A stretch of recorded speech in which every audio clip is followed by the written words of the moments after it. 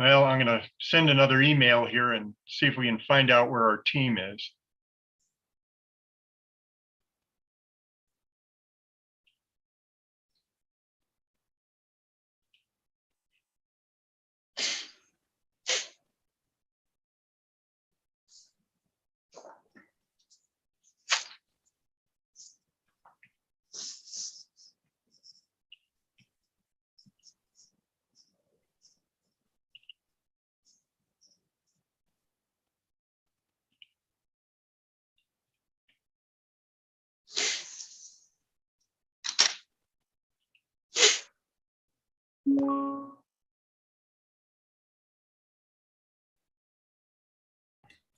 Apologies. One of our witnesses wasn't present at school today. We're all in the library and we're trying to get a hold of them right now. Is it your first you are the plaintiff. Is it your first Yes. witness? Yes. Oh. Yeah. He was doing 2 roles today. I don't know if he knew that he was doing both roles today. Oh. But we're gonna manage to get a hold of him somehow. Hold it. I have to get back on email here.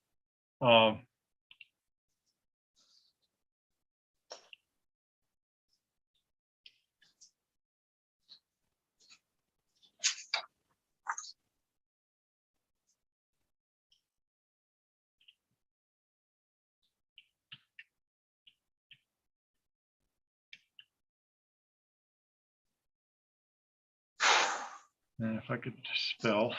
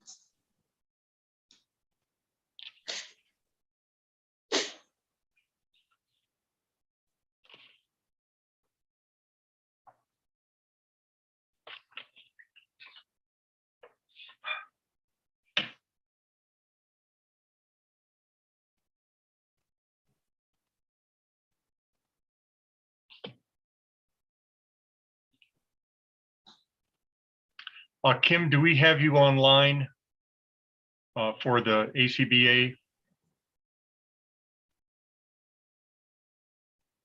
Do we have anyone online, Ashley or Kim?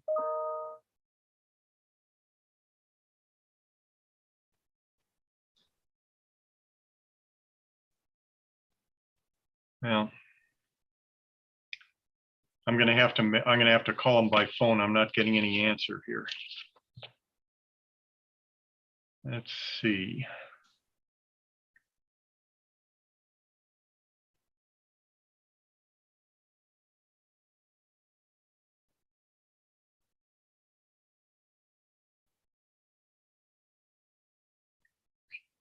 Oh, hi, Amy.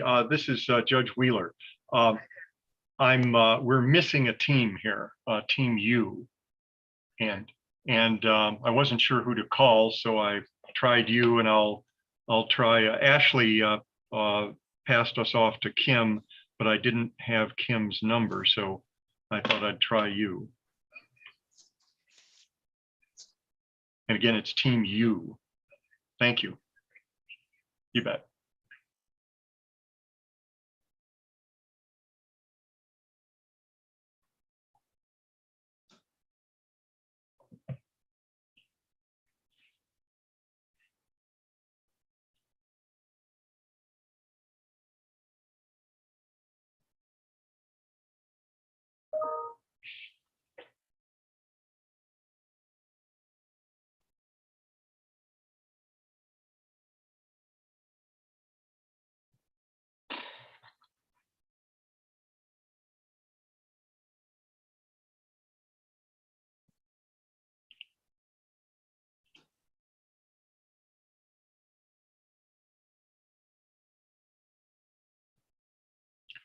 Okay, it's moving along, moving up the chain of people with authority.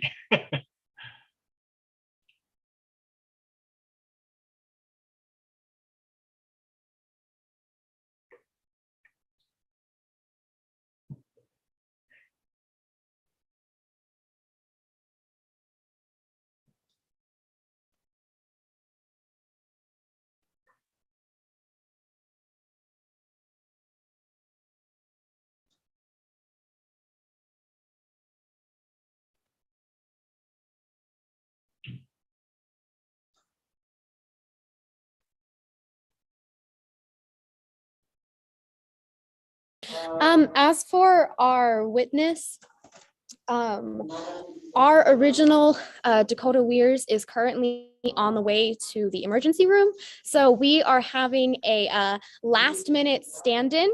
So the names on the roster aren't going to match up for Dakota, but we will clear that up in the trial. For Dakota Weirs, correctly? Yes, yes. And do you know who it's going to be? Yes, Leslie. I will get, I'll type it in the chat following our roster. It was And she will originally Dasti Reveron. Yes, yes. And is male or female? Original is male and the replacement. No, I mean, female. I just want to tell you, we're all hoping that nothing serious has happened here. And I just didn't want to say him when it should be her, to him or her. Oh, yes. He said he wasn't feeling too good. That's all I really know right now. I know that he was. Fine. I just hope he's okay. Yes. And you can fill in at the last minute, not a problem. Okay, we're getting folks joining here in great numbers. Great.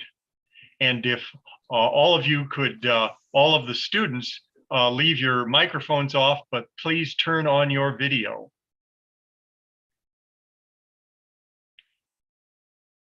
And by the way, Ms. Garrett, are you the lead attorney for Team L? I'm guessing that you are. Yes, Your Honor. Good, okay.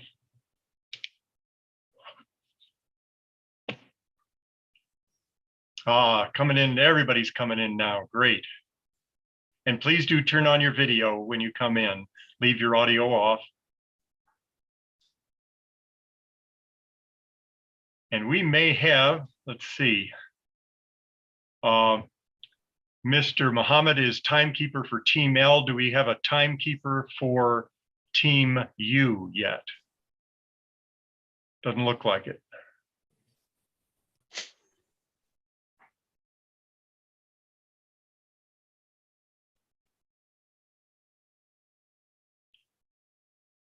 Let's see, 1, 2, 3.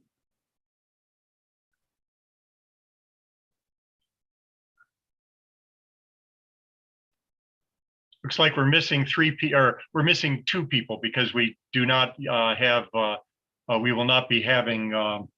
Reveron as a witness. So I'm looking for 2 more people, a timekeeper and an attorney, both from Team U. Who is lead attorney for Team U? If you'd come online, come on with audio. I am. Mr. Rickenbaugh, is that a correct pronunciation? Yes. Okay, Mr. Rickenbaugh, it looks like I've got 1, 2. It's like I've got two attorneys and no, three attorneys for you and two witnesses, if I'm not mistaken. Okay. Let's see here. I've got Ms. Milner as an attorney. I've got Ms. Dawson as an attorney and you as an attorney. Yeah. And then for witnesses, I've got Ms. Nicely and Ms. Roskel. Is it pronounced Roskelly? Yes, it is Ross Kelly. Roskelly. Okay, and look like I'm missing a witness here.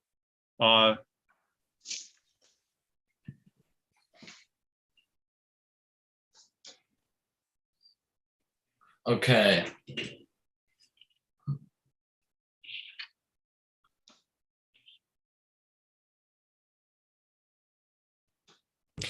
Yes, we are missing Leslie. She's on the screen that says the host will let you in soon, so I'm assuming she needs permission to enter.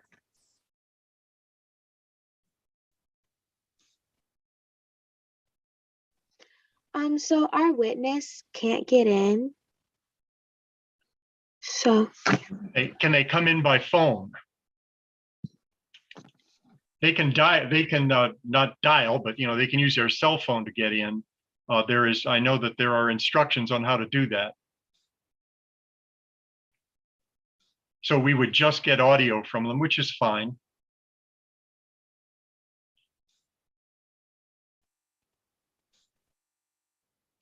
There we go. We have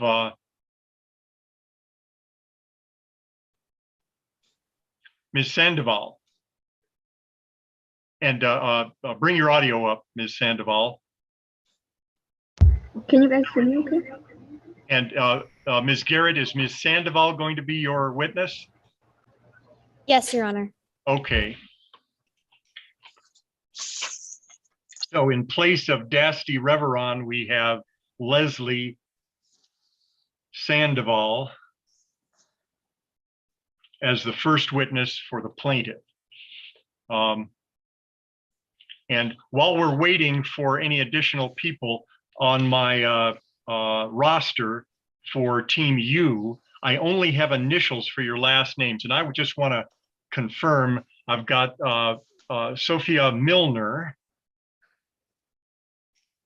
Yes, Your Honor, that's me. As an attorney. I've got, let's see. I've got,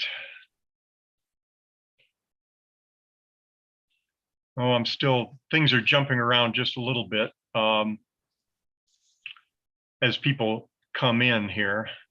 I've got Whitney Winslow, and is that our timer for Team U? Okay, good.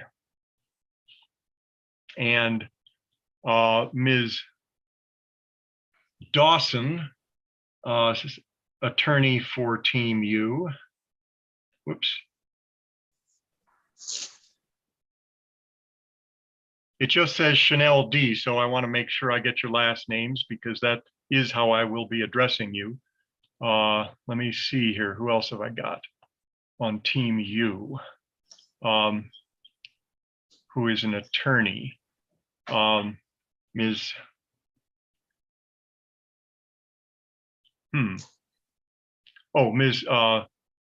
Mr. Rickenbaugh, sorry. I'm trying to find you here, sir.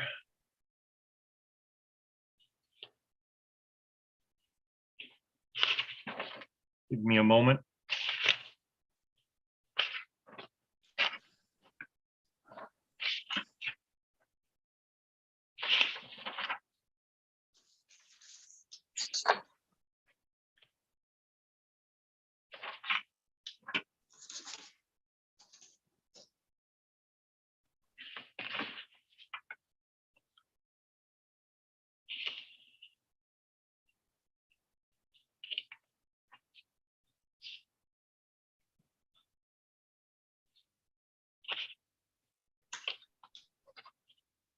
Okay, so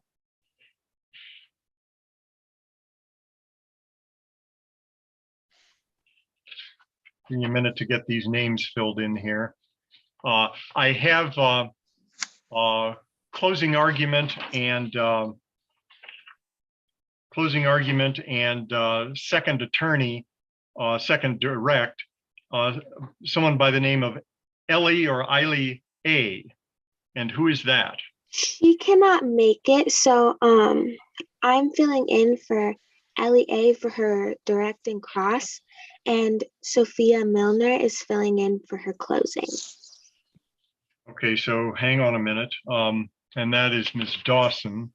And so let's see here.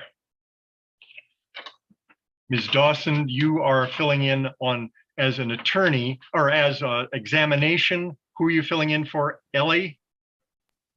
Yes, that's correct. Okay,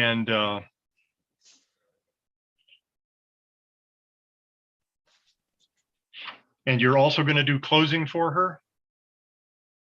No, Your Honor, I'm going to be doing her closing. And Ms. Milner, okay. Yeah.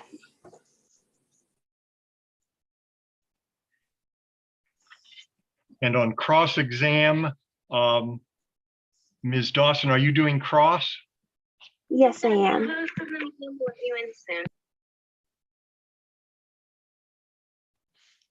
Okay, and that should take care of it. Our witness is just waiting for the host to let her in. And Kim, do we have you?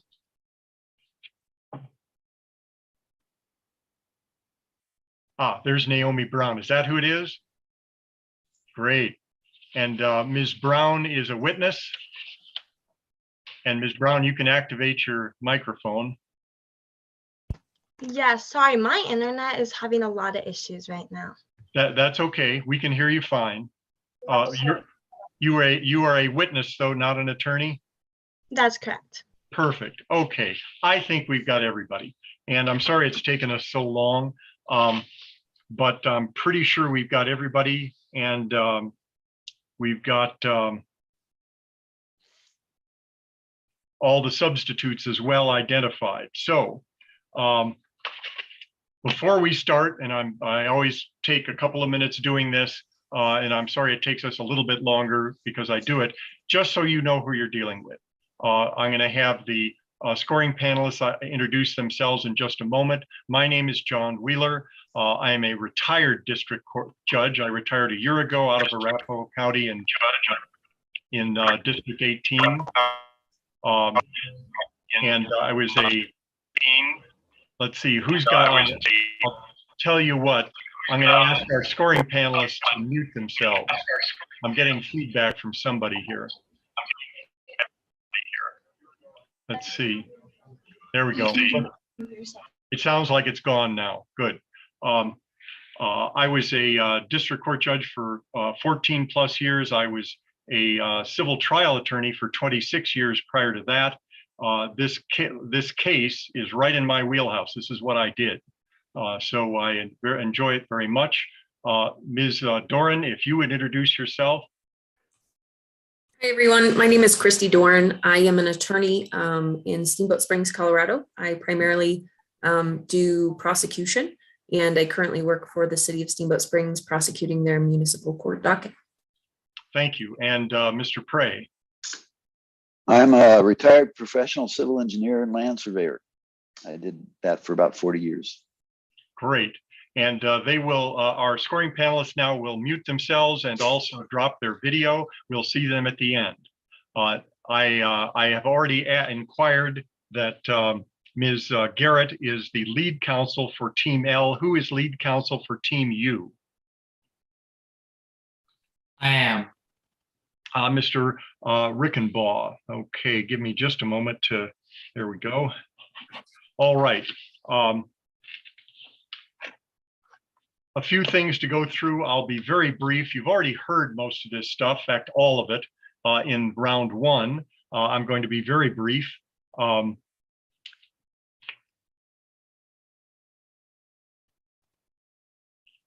First of all, Ms. Garrett, is the plaintiff ready for trial? Yes, Your Honor. And all of your witnesses or substitutes are here, is that correct? That is correct, Your Honor. And Mr. Rickenbaugh is the defendant ready for trial. Yes, Your Honor. All of your witnesses or substitutes are here? Yes. And substitute attorneys, good, okay. For those of you watching on live stream, I apologize for the system, for the fact that we are very late starting, but we're on now. Remember, please, that you may not view this if you are associated with another team in any way. I believe there is an exception if you have students who are members of the same family, but otherwise, please remember you can't watch this unless you are permitted to watch it. Nor can you record anything or take photographs in any event. The CBA, of course, can, or the bar associations, they have that permission as accordance with the rules. No recesses will be allowed unless we have a technical problem, such as we had in round one in this courtroom. Hopefully we won't again. If we do, timing will stop and we will get it corrected. The only other circumstance is a medical emergency. If any of you have a problem, let me know immediately and I will act accordingly and we will address that issue.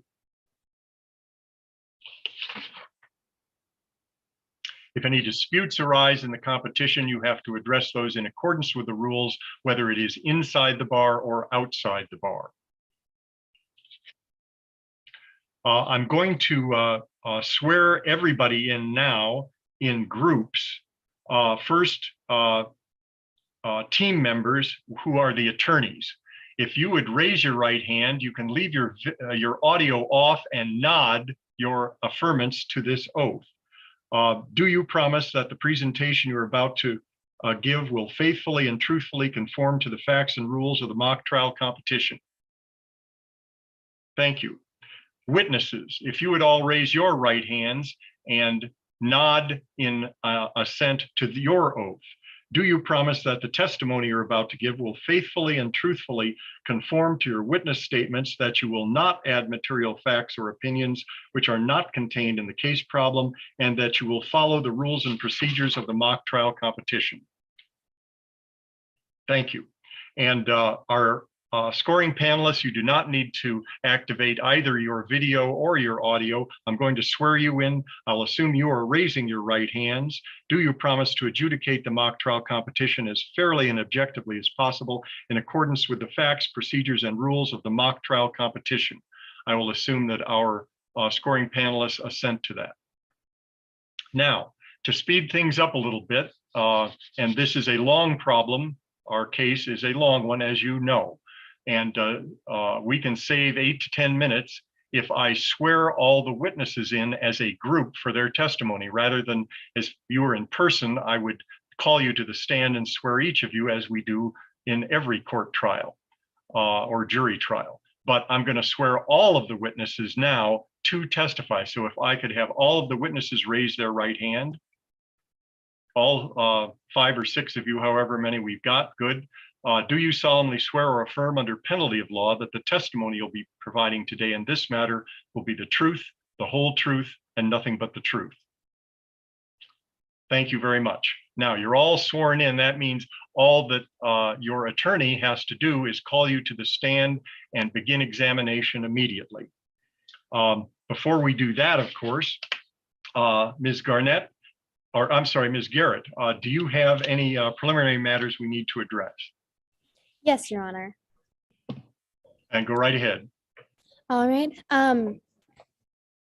First, with the new way that we are introducing exhibits, I understand that we've had some technical difficulties. So in an effort to avoid that, instead of physically publishing to the jury, could we constructively publish exhibits to the jury? So you will not be screen sharing then? Is that what I'm understanding? Yes. All right, everybody's seen the exhibits, and Mr. Rickenbaugh, do you have any problem with that? No. Okay, let me have all of you up. There we go. No problem, Mr. Rickenbaugh? No, Your Honor.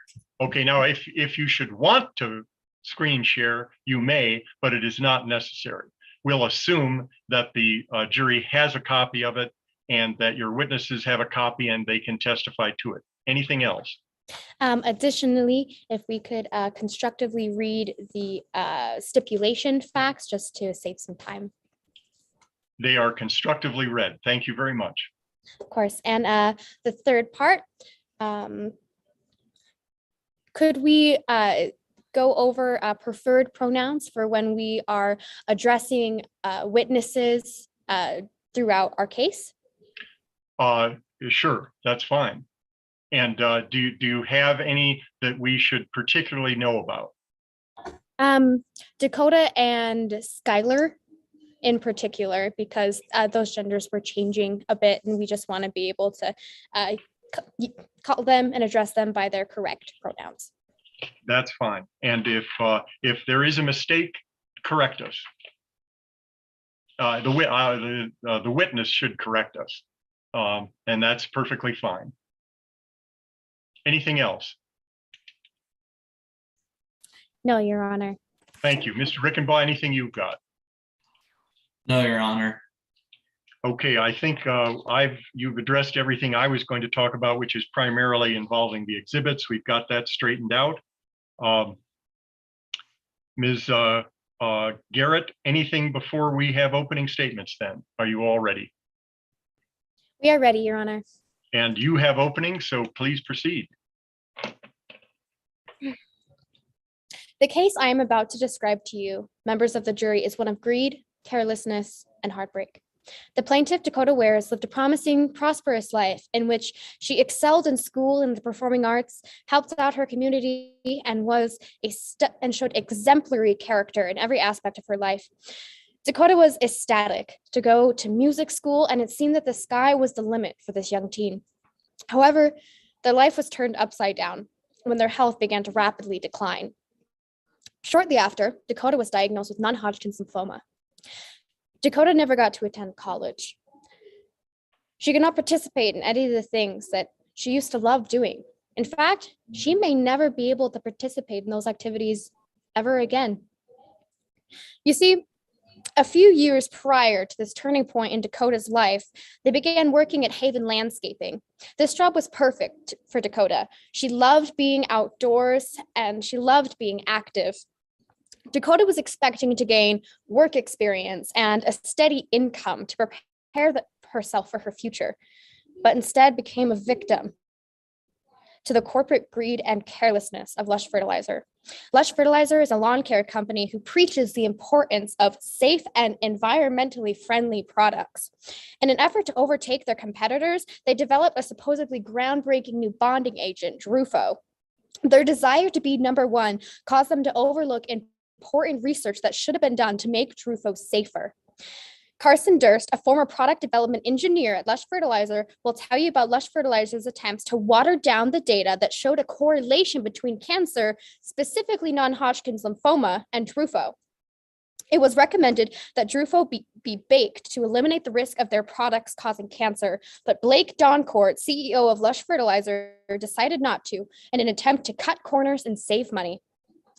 To make matters worse, Dr. Devin Williams, a lead toxologist at Lush Fertilizer, was consistently pressured by Blake Doncourt to pursue routes that were the most cost-effective, not the safest, and admitted that Drufo was banned in France. Furthermore, you will hear from Dr. Casey Rogers, who will tell you that they performed a study that followed 3 control groups of people with varying levels of exposure to Drufo. The study found that people most exposed to Drufo were 10 times more likely to develop cancer or to be diagnosed with cancer.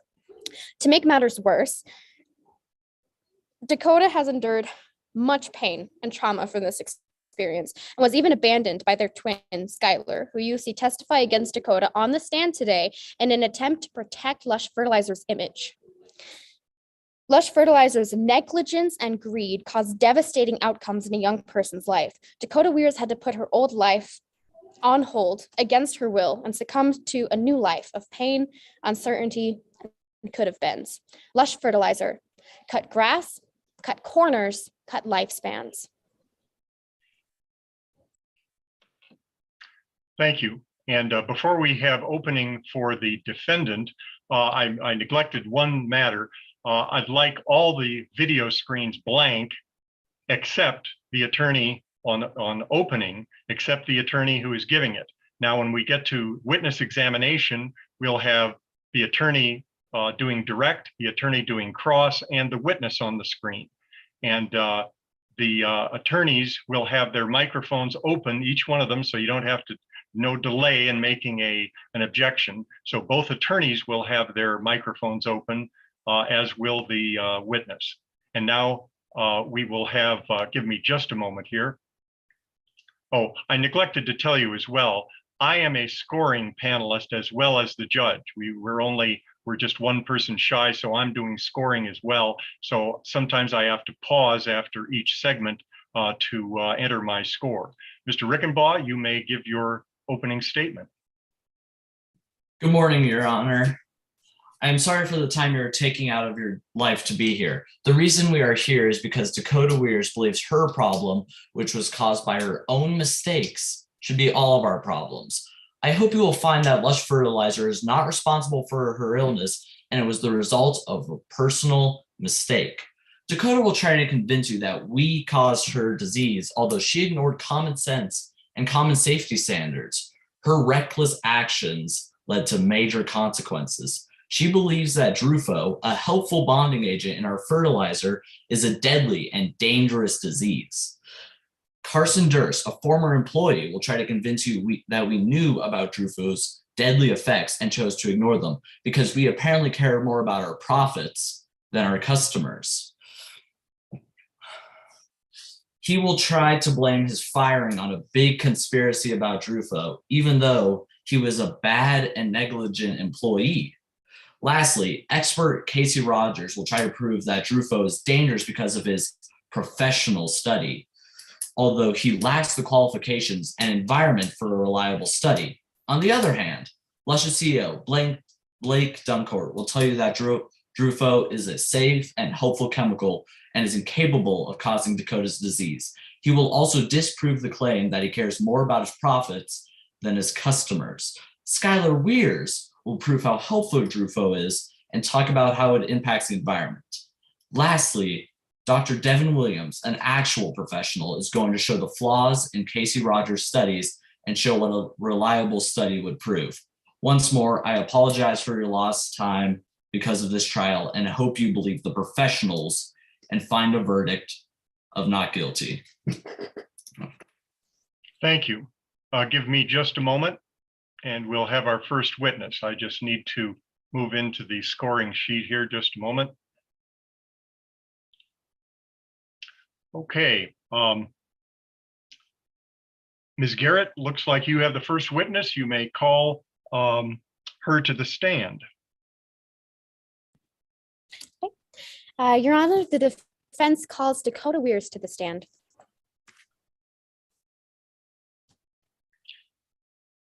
And I have, let's see. There we are. You're already sworn, Ms. Weirs. Ms. Garrett, you may proceed. Good evening, Ms. Weirs. Why don't you introduce yourself to the court, spell your last name for the jury, and state your preferred pronouns, please. Hello, my name is Dakota Weirs, spelled W-E-I-R-S, and my preferred pronouns are she, her. And were you recently diagnosed with a medical condition? Yes, non-Hodgkin's lymphoma.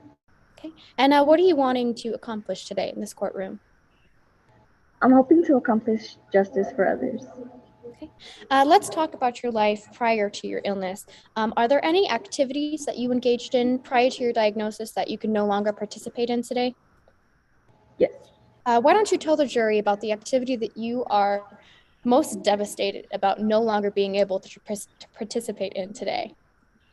I'm most devastated about not being able to play the piano anymore. When did you start playing the piano? I started playing at a very young age. And when did you get your first piano? I believe I got my first piano because of my grandpa. And how did you play the piano that young? I would reach the pedals as far as I could. Now, did there come a time when you began actually playing the piano? I don't recall. Let me rephrase the question. When you were old enough to reach the keys, how did your piano playing develop?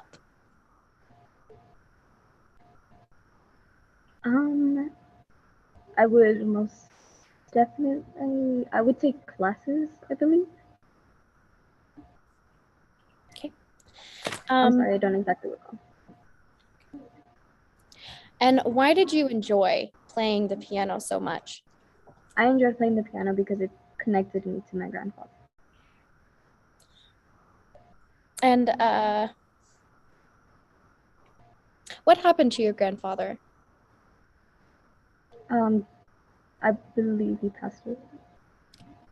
Now, after your grandfather passed away, did you continue playing the piano? Yes, And did you continue taking lessons as well? yes, I believe so. Now, how did the lessons impact your playing?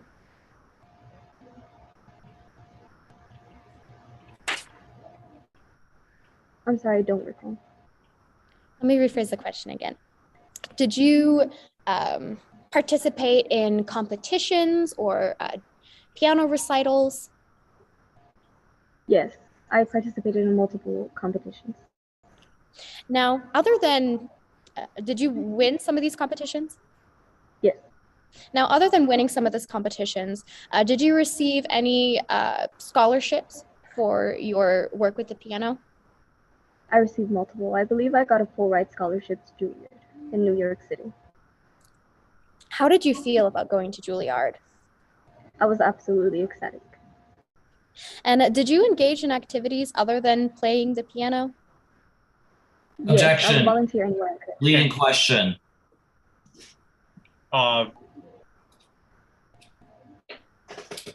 It was, I'm going to overrule that without any comment, simply because it was, although it's a question that may ask for a yes or no, that doesn't necessarily mean it's a leading question.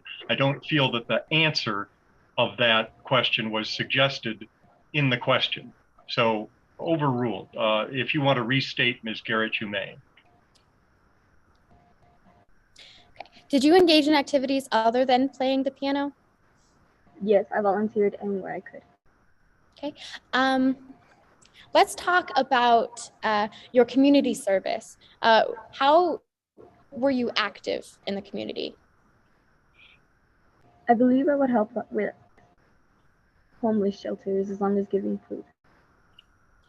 And what was your school life like? I excelled greatly within my school. I'm sorry? I do believe that I did really well in school. Okay. And let's talk about your work experience. Where did you work when you were in high school? During high school, I don't recall where I worked.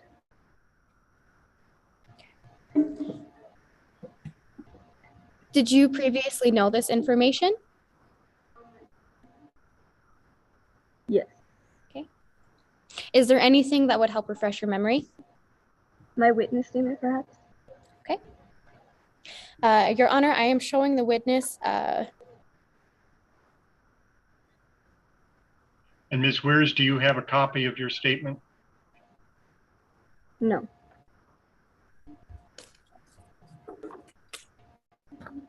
Well, in the absence of that, if you you may read from her statement.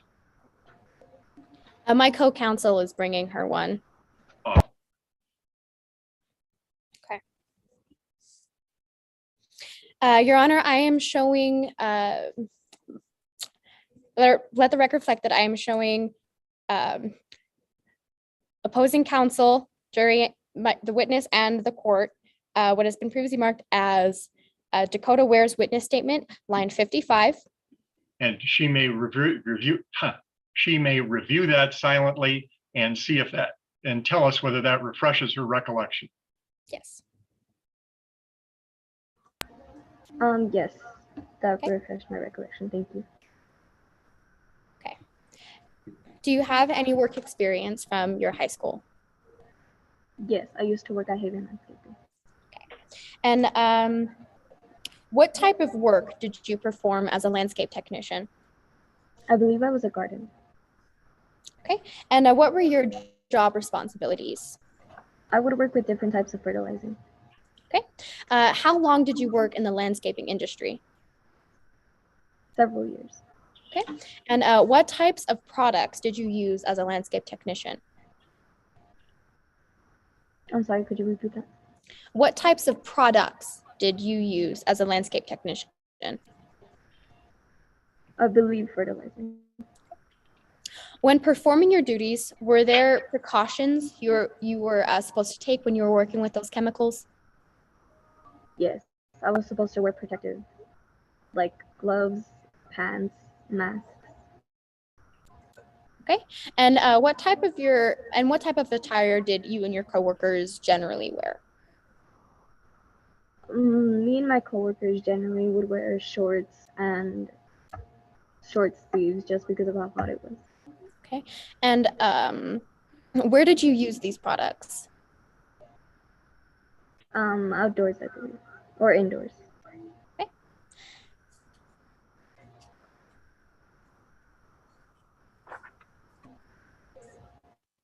Okay.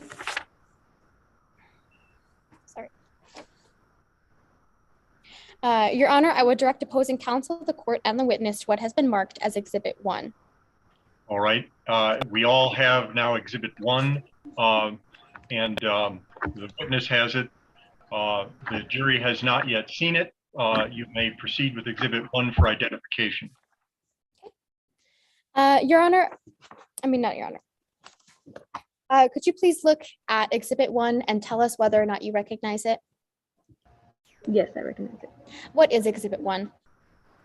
Exhibit 1 is a Lush fertilizer.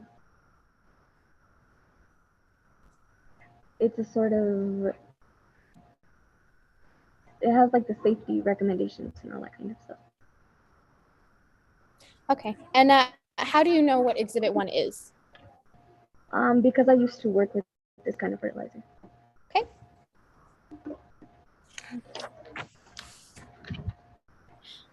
Does Exhibit 1 accurately and fairly depict the label of the Lush fertilizer that you used while employed at Haven Landscaping? Yes. Your Honor, I move that Exhibit 1 be admitted into evidence.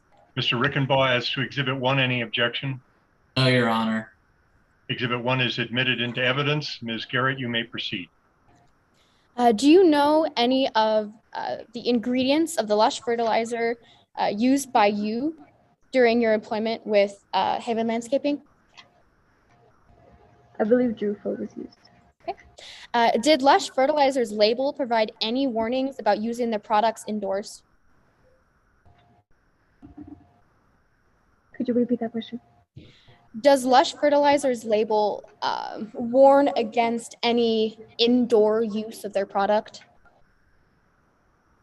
No, I believe not. Okay. Did other fertilizers and chemicals you use as a landscape technician contain warnings on their labels? Yes. Okay. I believe so. What types of warnings did the other fertilizers and chemicals warn against? I believe many warned against the kind of clothing you're supposed to wear. Did Lush Fertilizer's label warn you that Drufo has been known to cause non-Hodgkin lymphoma? No. Do you believe Lush Fertilizer should have had a warning on its packaging for the products you used indicating that Drufo has been known to cause non-Hodgkin lymphoma? Yes. And why is that? I believe that Lush Fertilizer should have had something regarding Drufo causing non-Hodgkin's lymphoma because it is a precaution that they are supposed to take. After working in the landscaping industry for several years, what plans did you have for your future? I'm sorry, could you repeat that question? What plans did you have for your future? I was supposed to go to Juilliard on a full scholarship. Okay, let's talk about what happened when you were about to head off to Juilliard. What happened? I started feeling sick. What were your physical symptoms? I believe I would have swollen lymph nodes and I would lose weight rapidly. When you first started experiencing these symptoms, did you know what was going on? No, and I believe that nobody could figure it out. Okay. And did you eventually figure out what was wrong? Yes, but only after multiple doctor's visits and bills. Okay. What was wrong? I was diagnosed with non-Hodgkin's lymphoma. What symptoms are you currently experiencing as a result of your non-Hodgkin lymphoma?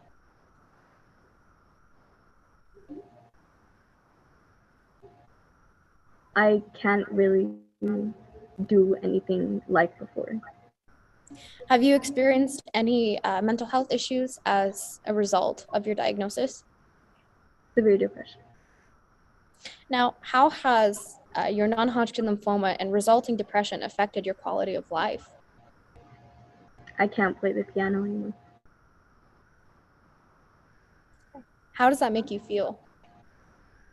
It makes me feel absolutely devastated. Thank you, Your Honor. I pass the witness. Thank you.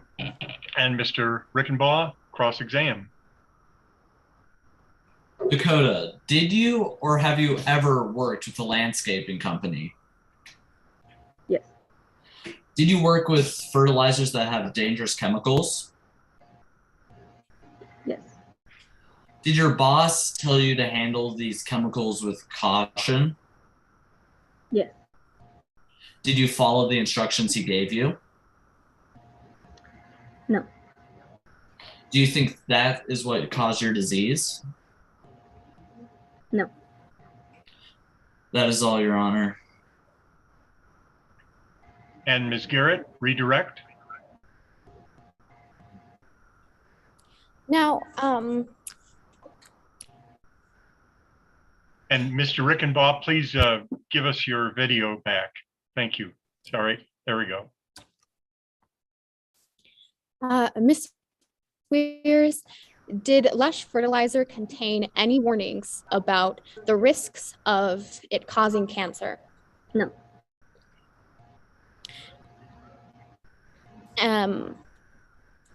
Thank you. That is all. And Mr. Rickenbaugh, recross. No, Your Honor. Thank you. And Ms. Weers, your testimony is concluded. You are excused. Thank you very much.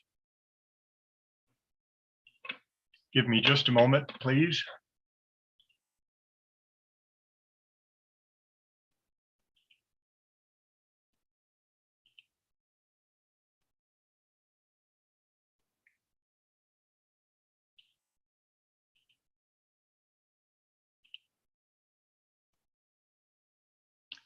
Thank you. And now we will have the second witness for the plaintiff, Ms. Barnett, if I'm not mistaken. Mr. Barnett, sorry. Mr. Barnett, sorry. And we have Ms. Dawson for the defense on cross, correct? Yes. Okay, Mr. Barnett, your witness has already been sworn, so you may call him to the stand and proceed. Your Honor, I call Carson Dust to the stand. Thank you. And Mr. Durst, as I indicated, you've been sworn, and Mr. Dawson, or Mr. Barnett, you may proceed. Good day, Mr. Durst. Will you please tell the court your name and spelling out your last name? Whoops, you've got a, we need your video, Mr. Durst.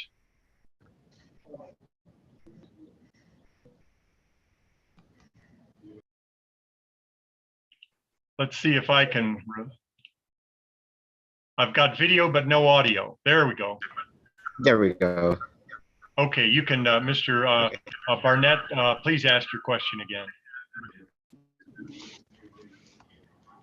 Good day, Mr. Durst. Will you please tell the court your name and spelling out your last name? Yes, my name is Carson Durst, Durst.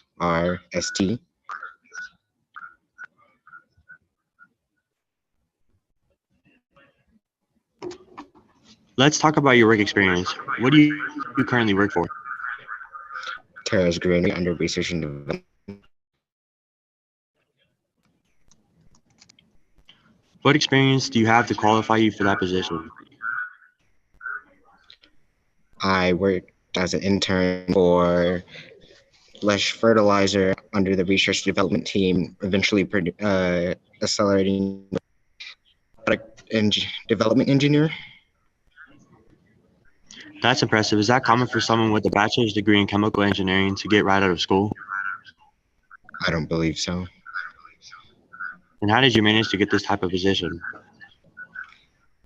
I was friends with the Dunn family, particularly their son Charles. We were really close. We were practically inseparable. Tell me about your relationship with the Doncourt family. I was close with the Duncourt family. Me and their son Charles used to play soccer together. I would go everywhere with the Duncourt family.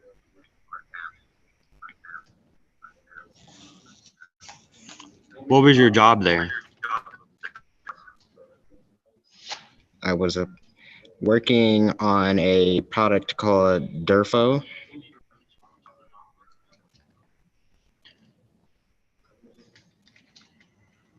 Let's talk about your research of the product Durpo. What is that product? Durfo is a product, a bonding agent that is used in fertilizer to keep it preserved and intact. Were you involved in creating Durpo? No, I was only there during the time studies were taking place. Did Lush Fertilizer conduct any studies regarding Durpo? Yes, on the two that I was aware of. I want to talk with you about the study conducted by Lush Fertilizer in September 2003. Tell us about the study conducted in September 2003. The study taking place in 2003 was about the potentiality of Durfo being carcinogenic in rats and potential lesions. How were you notified of this? I received an email from Jerry Langley with him discussing concerns for the product and it being carcinogenic in humans. Your Honor, I would like to direct the opposing counsel, the court, and the witness to what has been marked as Exhibit 4. Exhibit 4 has been presented to the court for identification, and you may lay a foundation for it and put it into evidence. Barnett, go right ahead. And I'll show you what has been marked for as Exhibit number 4. Would you please examine Exhibit number 4 and tell us if you recognize it? Yes, I recognize Exhibit 4. What is Exhibit 4? Exhibit 4 is an email I received from Jerry Langley on September 18, 2003, 2:57 p.m. How do you know what Exhibit 4 is? Because I have a physical copy here right in front of me. Does Exhibit 4 accurately completely reflect the email you received from Jerry Langley? Yes, it does. Your Honor, I move that Exhibit number 4 be admitted into evidence. Ms. Dawson, as to Exhibit 4, any objection? I'm sorry. No, Your Honor, I do not have any objection. And Ms. Dawson, you may leave your video or your audio on, assuming there's no background noise. That way there's no delay if you have an objection.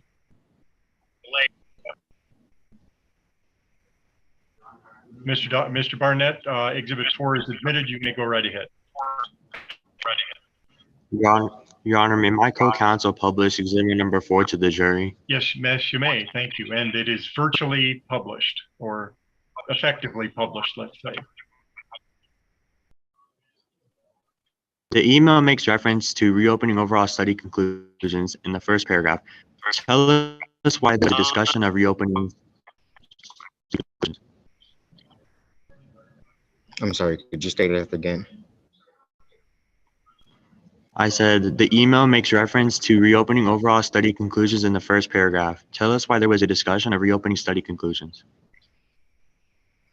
There was discussion on making study conclusions because there were new, because Jerry Lynn was concerned that the results of the first study was potentially very dangerous. So we conducted a second study to review the results. Let's talk about the meeting in December of 2003 after the September 2003 study. Did you attend a meeting in December 2003 at Leslizer? Yes, Other than yourself, who was present for the meeting? project manager Langley and upper echelon Alex Monroe. What was this meeting about?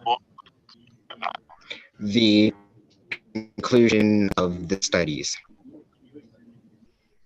Did anything stick out to you during this meeting? Yes, What was that? I do not remember.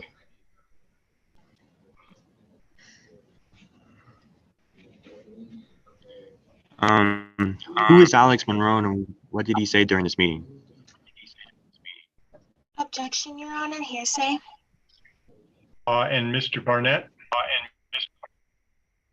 I'm not using it for the truth of matter asserted, but I'm using it to show that they had noticed it was cancer causing. Ms. Dawson? Alex Monroe is not a part of the trial in any way, and I do not see a reason for him to be mentioned. I'm going to overrule the objection. I agree with plaintiff's counsel. This is not being offered for its truth, merely notice to the company. You may proceed, Mr. Barnett. Who is Alex Monroe and did he say anything during this meeting?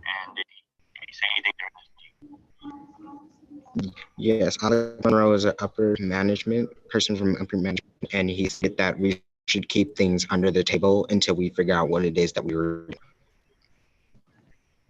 Let's talk about the study you mentioned earlier that was going on in June 2003. What was your role in the first study? I do not remember. Can you say that again? I do not remember.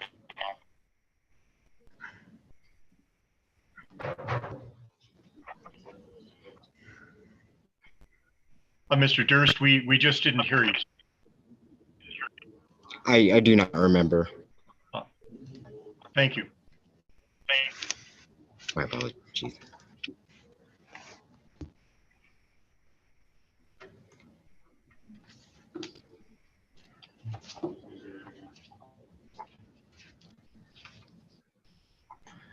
Your Honor, I would direct opposing counsel, the court, and the witness to what has been marked as Exhibit 3. Exhibit 3 is entered for identification. You may proceed with your witness. I now show you what has been marked for identification as Exhibit number 3. Would you please examine Exhibit number 3 and tell us whether you recognize it? I do. How do you know what Exhibit 3 is? I mean, what is Exhibit 3? The observer.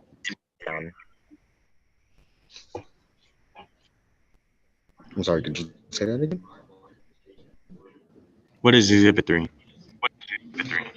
Exhibit 3 is an excerpt from a study I have found that is from England. How do you know what Exhibit 3 is? because I have a physical of that same study directly in front of me. Does Exhibit 3 accurately and completely reflect the email you received from Jerry?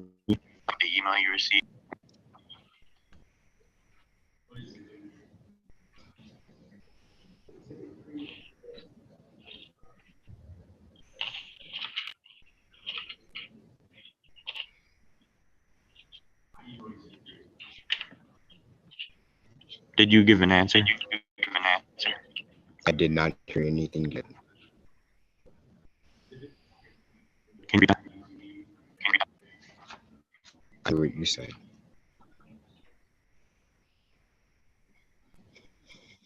I did not hear you.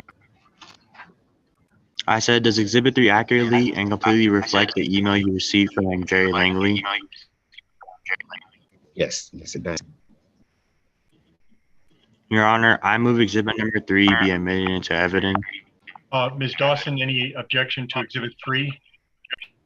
So Exhibit 3 is about a study that Carson Durst did on rats, right? Correct. Okay, I'm just making sure. How are rats related to what is in humans?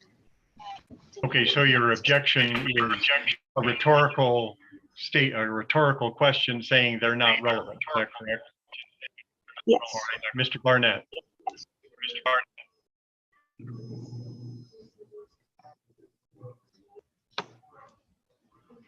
And I show we have time here on direct.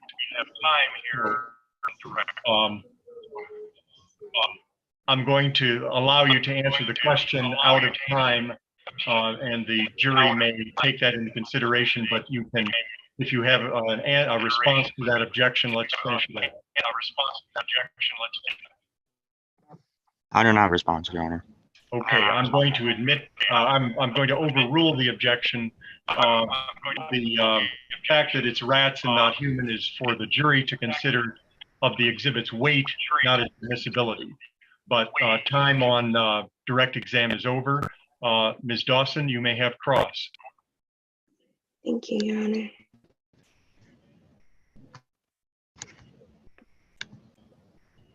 So you were close with the Duncourt family. Yes. And Blake Duncourt, the CEO, pulled some strings to get you an internship at their company? Yes.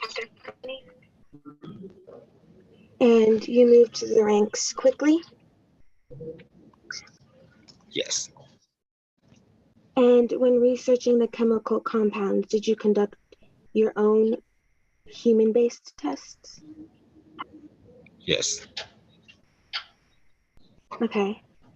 You went to Blake Duncourt to communicate that about a higher up's surprising techniques. And you had signed a confidentiality so that you could go work at Terrace Greenery. Yes. Your Honor, I would like, I would ask that my co-counsel present the exhibit. I'm sorry, which exhibit?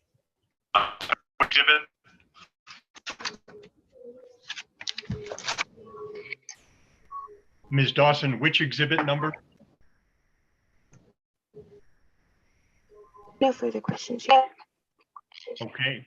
And because there is no time for redirect, that concludes the testimony of Mr. Durst. Thank you very much, sir. You're excused. Now, if I may have my timekeeper, or not my, if I may have the timekeepers on, please. My understanding on timekeepers is there is no time left for direct. Is that correct? Yes, I had 2 minutes and 15 seconds left for direct. I was pausing for objections. I'm not sure if you were, but I was pausing for objections. I did not pause for any exhibits. I didn't either. I think I also paused for a technical difficulty. Oh, I did not pause for that. So Because we've got 2 minutes and 15 seconds left. Thank you very much, timekeepers. Really appreciate it. You're. And we have then the next witness for the plaintiff. Looks like Ms. Hernandez is counsel, if I'm not mistaken. And we have for the defense on cross, I should have Ms. Milner, correct? Good. Okay, Ms. Gallegos, if you would, Ms. Gallegos Hernandez, and we'll go by Ms. Gallegos. If you would call your witness, he has been sworn in, so call him to the stand. Your Honor, the plaintiff calls Dr. Casey Rogers to the stand.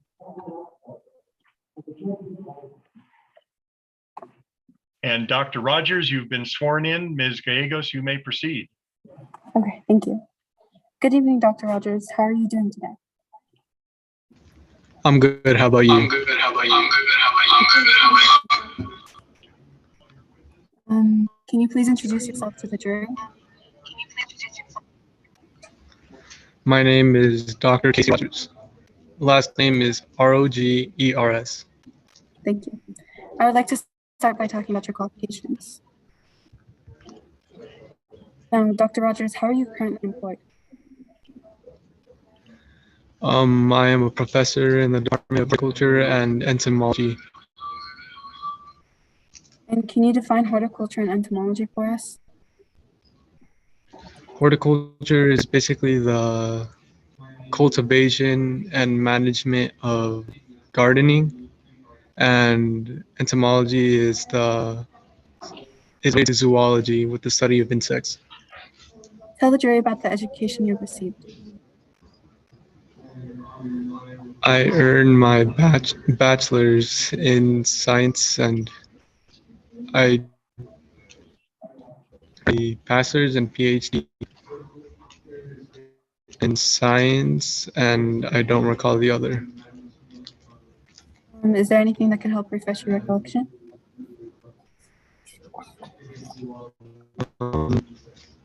I think my exhibit 6. Do you think it would be better if I just showed you if I directed your attention to your witness statement? Can you repeat that? Would it be better if I directed your attention to your witness statement? Yes. Your Honor, I'm showing the witness statement to opposing counsel. All right, and Dr. Rogers may review that silently and indicate whether that has refreshed his recollection.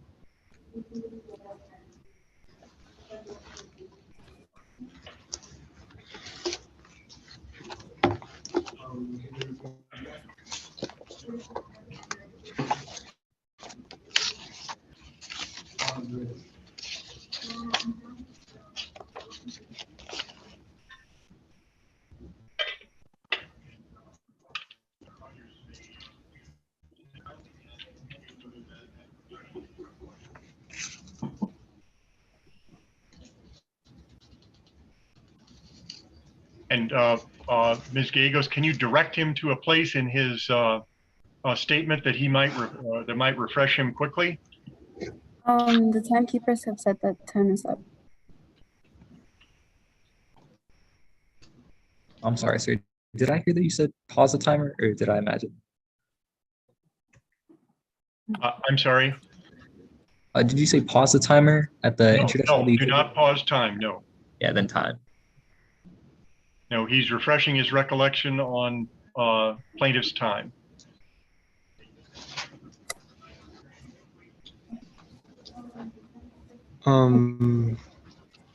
So I could speak now? Yes, you may. Does that refresh your recollection? Yes. And does you have an answer to the question, or do you need it repeated? I have a PhD in agriculture and entomology from the University of Colorado State. Have you ever testified as an expert witness?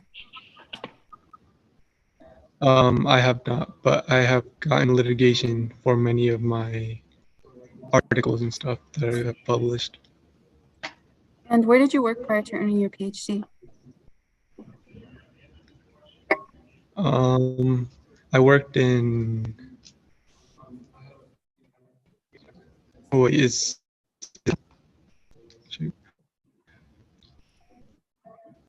No, okay. Objection, Your Honor, lack of personal knowledge. Oh, I haven't heard the answer yet. Hang on just a minute, Miss Milner. I need to recall. Okay. Prior to today, did you know this? Your Honor, can I just point out Can that you repeat the that? plaintiff's Hang time? on, Ms. Miller, go ahead. Can I just point out that the plaintiff's time is over? I didn't see it on the chat. Hang on. I think the timekeepers have said it a few I'm times in sorry. the chat. I do have time is up for the plaintiff. I'm sorry. I just didn't see it pop up. My mistake.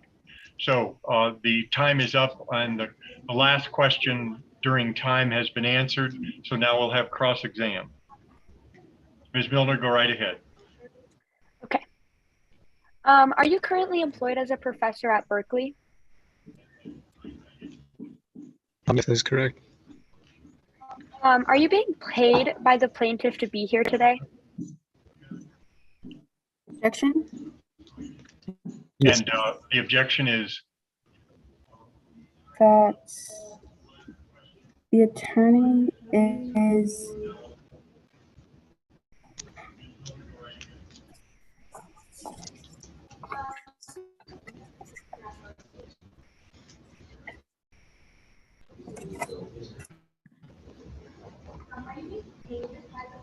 the attorney is not seeking an answer for the truth of the matter, but rather for a purpose of the audience. I'm sorry, once more. I just didn't understand. I'm sorry. Yeah, sorry. I'm trying to figure out a way to put it.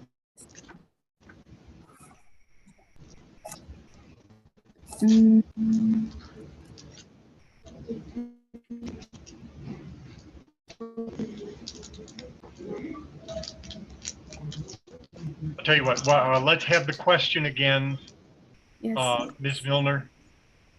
Okay. Are you being paid by the plaintiff to be here today?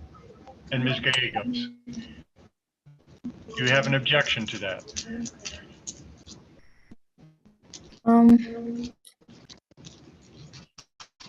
The attorney is not seeking the answer for the truth of the matter, but rather for the purposes of the audience. Well, that may be true. However, payment is always an issue of bias or credibility. Credibility is always an issue. Objections overruled. Ms. Milner, you may restate the question to Dr. Rogers. Thank you, Your Honor. Mr. Rogers, are you being paid by the plaintiff to be here today? Correct. So you do not have a degree in or expertise in toxicology, correct? No, I do not. That is correct. Okay. So could you tell me, does wearing protective gear such as long sleeves and a face mask reduce the risk of absorption through the skin and exposure by breathing? Yes. And this is recommended on the label, correct? I believe so. Yes. Yet Dakota did not follow these recommendations. Correct. Even after her employer, the label on the package, and her boss told her to do so? That is correct. Do you believe that these recommendations can prevent cancer and negative side effects? I believe so. Yes. And Dakota was exposed to the chemical without any protective gear?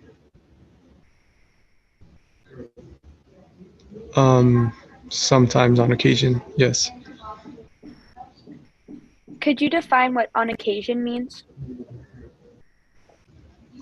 Sometimes the protective gear was worn, but when it would be hot out, it sometimes would not be. Okay, thank you.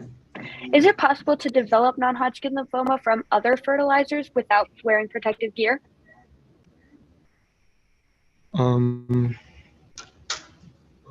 Correct. So you conducted an experiment to find a correlation between Drufo and non-Hodgkin lymphoma. Yes, You have a control group in your experiment, correct? correct. And the control group was people with no exposure to Drufo nor other fertilizers. Correct. And your other group, these were people such as farmers and gardeners who had constant exposure to pesticides, Drufo, and fertilizers, correct? Yes, Did this group wear protective gear during the study? I believe so. Was this prolonged exposure group only exposed to Drufo products? They were exposed to the products in the fertilizer, which included Drupal. But is it true that they were only exposed to Drufo products? That is correct. So were they exposed to any other fertilizers during this experiment?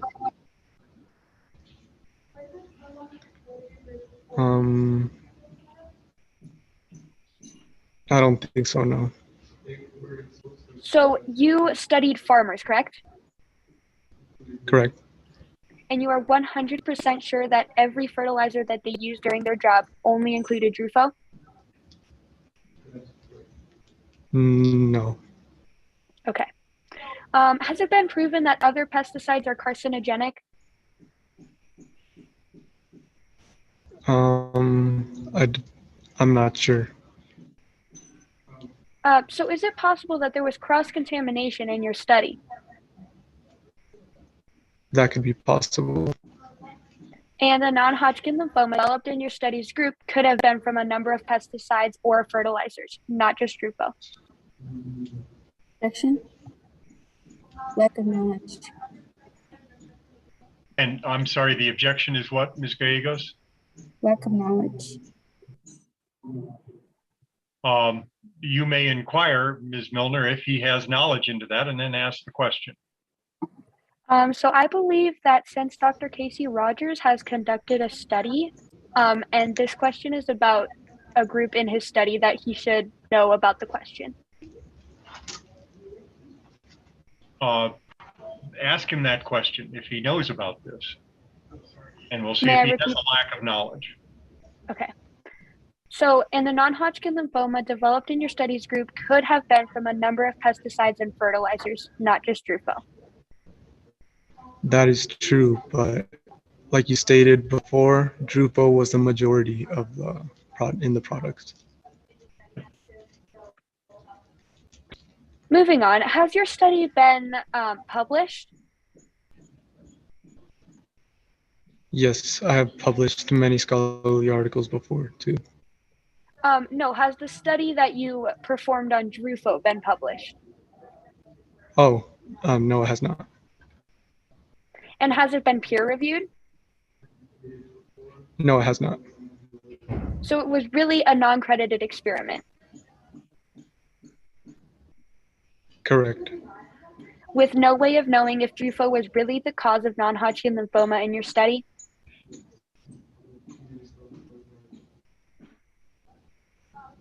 Correct, but it did make up the majority. No further questions, Your Honor. And there is no time for redirect. So Dr. Rogers, that concludes your testimony. You are excused. Thank you very much. And Ms. Garrett, any additional witnesses? Well, there aren't any additional witnesses for the plaintiff because there's no time for any additional witnesses for the plaintiff. So we will move to the case for the defense. And I believe, Mr. Rickenbaugh, you have the first witness for the defendant. Is that correct? Yes. I would like, oh, I'm sorry, go right ahead. I would like to call Blake Dunkert to the stand. Okay, and we will be having, give me just a moment. Ms. Garrett, you are crossing for the plaintiff, correct? No, Your Honor, I am crossing Skylar. Oh, sorry. Our first witness is Dakota Weirs, is that correct? No. Yes. Oh, yes. Let's see here. I've got Mr. Rickenbaugh for, and now wait a minute. I've got Ms. Brown on, who is Blake Doncourt. Is that your first witness? Yes. Excuse me. Apologize. Give me just a moment here. Oh, that's why. Wrong page. Sorry. Got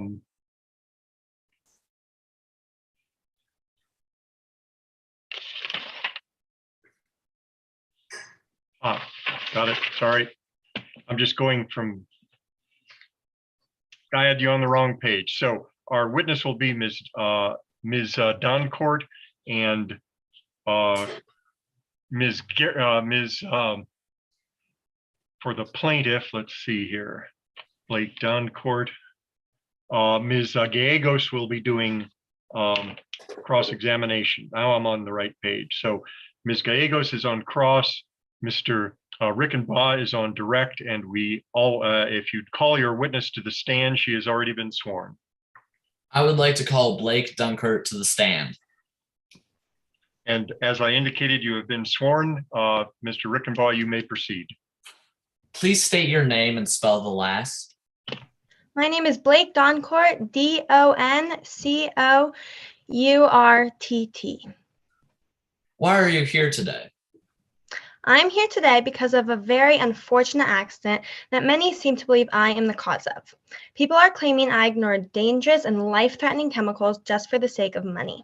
If they knew more about me and my company, they would know that is not the case. Tell me a little bit more about your company. My company is a fertilizing company that most everyone uses, and our products help contribute to the American dream of bright green grass. What is your company's goal? Our company's goal is to help create good fertilizers.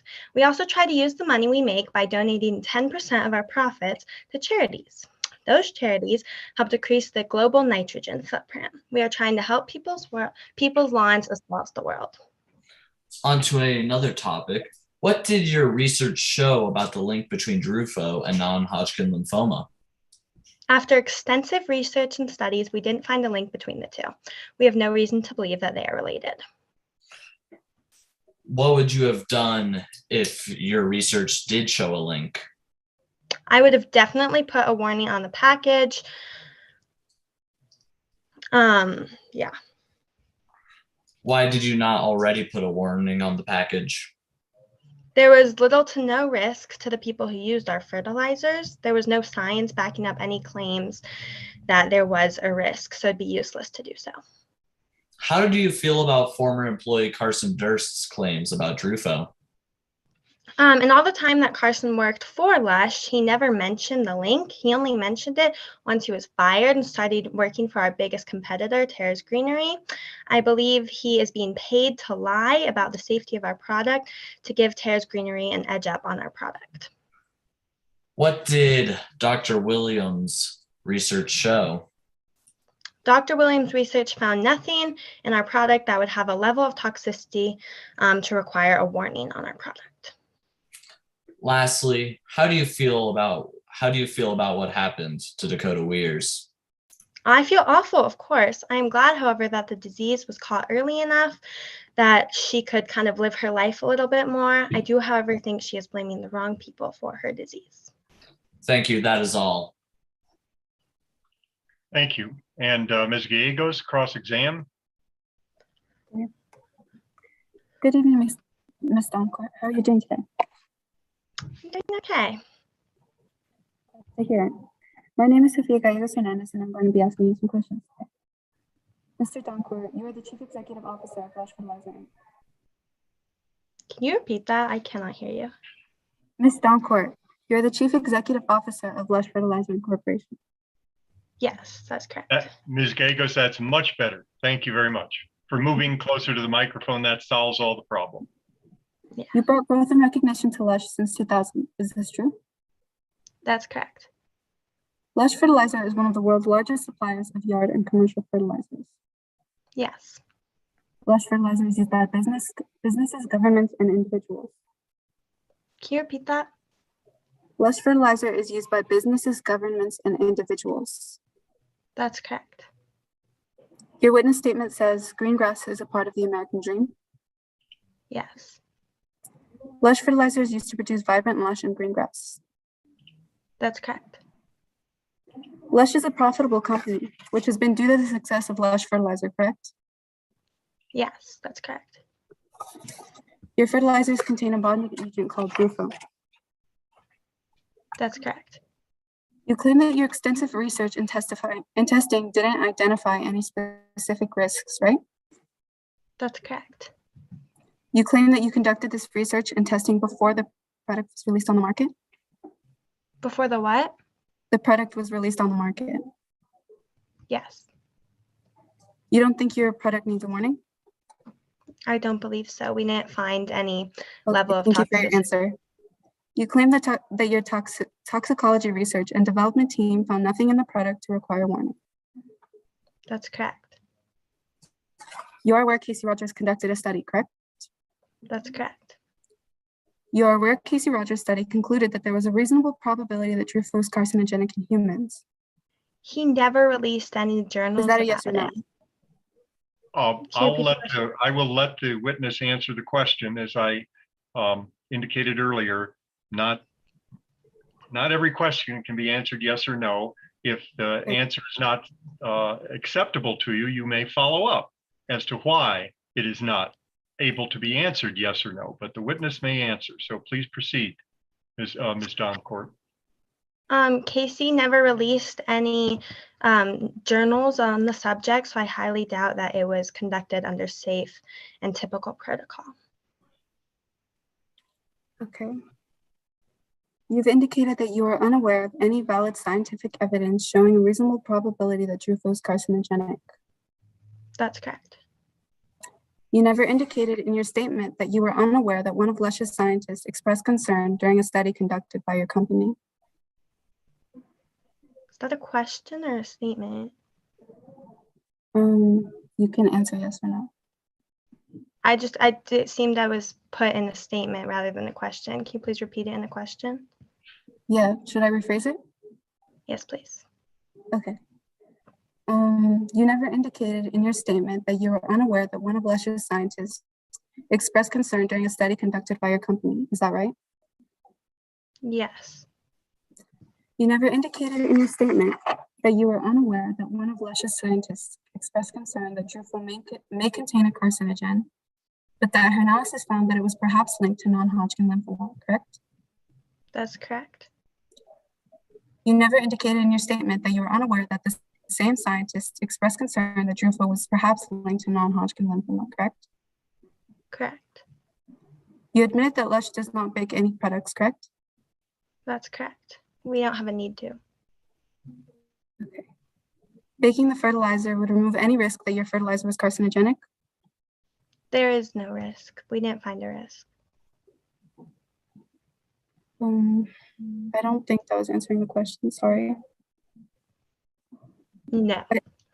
Okay, thank you. Not baking your products contributes to your annual profits, right? That's correct. Your Honor, I object to posing in counsel of the court and the witness to what has been marked as Exhibit 8. Do we have 8 in already? I don't think so. Has 8 been admitted? If not, it's admitted for identification.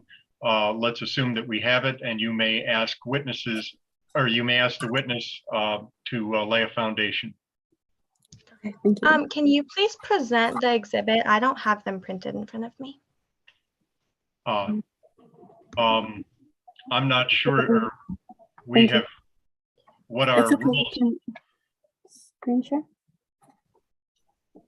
What we agreed to earlier is that we would not share or do a screen share. If someone can put 8 up, that would be helpful.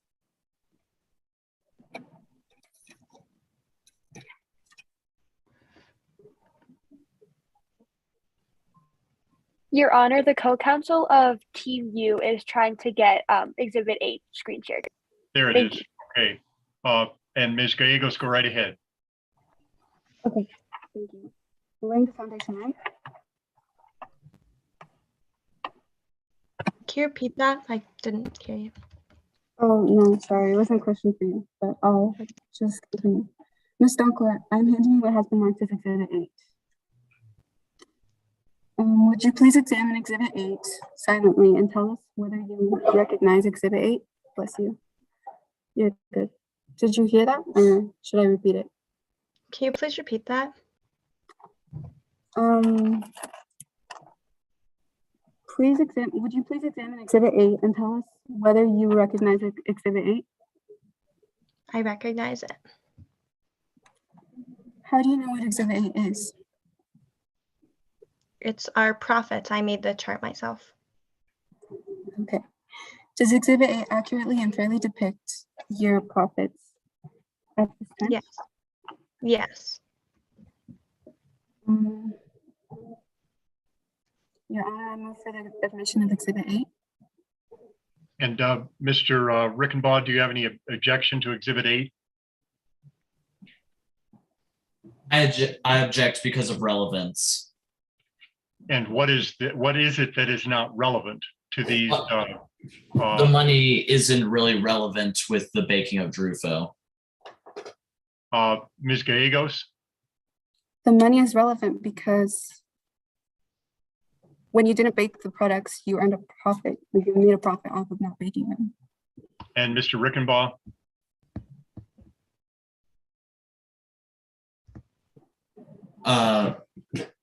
Never mind. The objection's withdrawn. Can I continue? Mr. Rickenbaugh, is the objection withdrawn? Oh, sorry, yes. Okay, and Exhibit 8 is admitted. Ms. Gallegos, you may continue. It's simply overkill. This directly follows your statement regarding not baking the products, correct? Correct. Exhibit 8 reflects you could increase your products by 6% in the first year by not baking them, correct? Correct.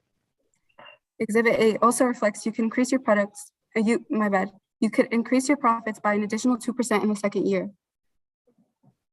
Can you repeat that? Exhibit 8 reflects you could increase your profits by an additional 2% in the second year. Correct. And an additional 2% in each year thereafter, at least through 2014, correct? Correct. You needed the increased revenue to pay the vulture capitalists who provided your company with seed funds, correct? Can you repeat that? I'm sorry, I'm having a really hard time hearing you. Just slow down just a little bit, Ms. Gallegos. Yeah. You needed the increased revenue to pay the vulture capitalists who provided your company with seed funds? Can you kind of rephrase that? Do you not understand the question? Yeah, it just worded funny. It kind of sounds like a statement.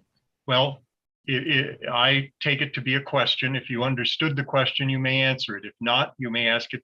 If you didn't understand it, you may ask it to be restated, but I consider that it is a question. So let's proceed. Okay, that is correct. You thought the baking process was just too expensive for the little risk it alleviated?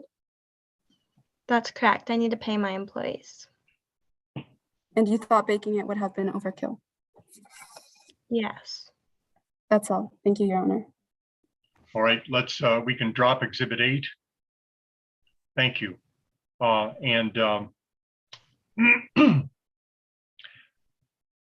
Rickenbaugh, redirect? No, Your Honor. Without redirect, there is no recross, of course. And Ms. Doncourt, your testimony is completed. You are excused. Thank you very much. We'll have the next witness for the defendant. Looks like Ms. Dawson. And you're calling Skylar Weirs, is that correct?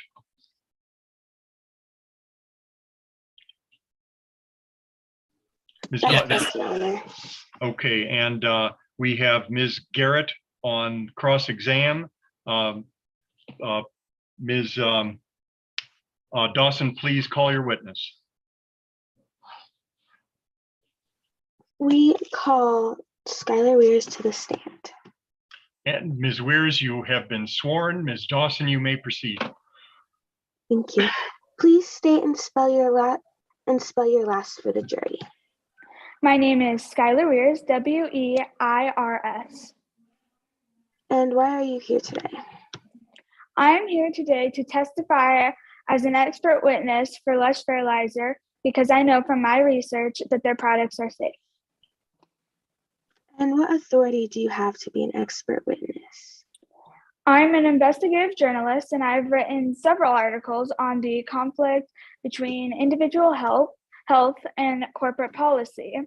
I was chosen by my editor to write a series of articles about modern agritech for The Rationalist, and Drupa was a part of that series. I spent almost a year researching, and I read publications from the USDA and NASDOA. Your Honor, I move to enter Skylar Weirs as an expert witness in the field of modern agriculture, agritech. Sorry. And let's see, I'm sorry, I lost my place here. Ms. Barnett, any objection to being this witness being qualified as to essentially the general area of agriculture? No objection, Your Honor. Uh, The witness is then qualified as an expert, Ms. Weirs, in agriculture.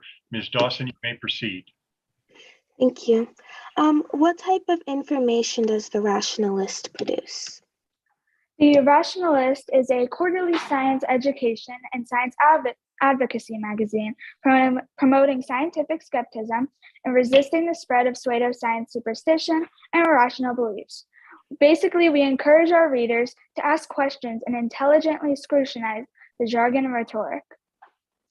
And what environmentally friendly aspects does Drufo have?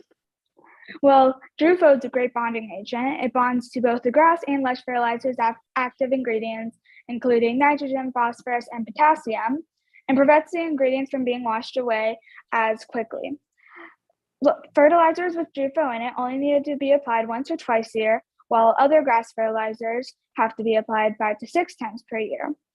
And because Drufo reduces the solubility of Lush Fertilizer— Objection, narrative. Let's, Ms. Dawson, let's ask a few questions here. I know that our witness has a story to tell, but we need some questions from you. Okay, yes. Why do you believe that Drufo is not the cause of non-Hodgkin's lymphoma? Well, while the research on whether Drufo causes cancer like non-Hodgkin lymphoma is inconclusive at best, there's a much clearer link between other pesticides commonly found in fertilizers and cancer, according to the International Agency for Research on Cancer. How has Lush helped agricultural communities? Well, Lush Fertilizer CEO Blake Doncourt started a charity to clean the dead zones in the Gulf of Mexico and other oceans, which is directly caused by overuse of fertilizer that doesn't contain an effective bonding agent like Drufo. And does your family support you?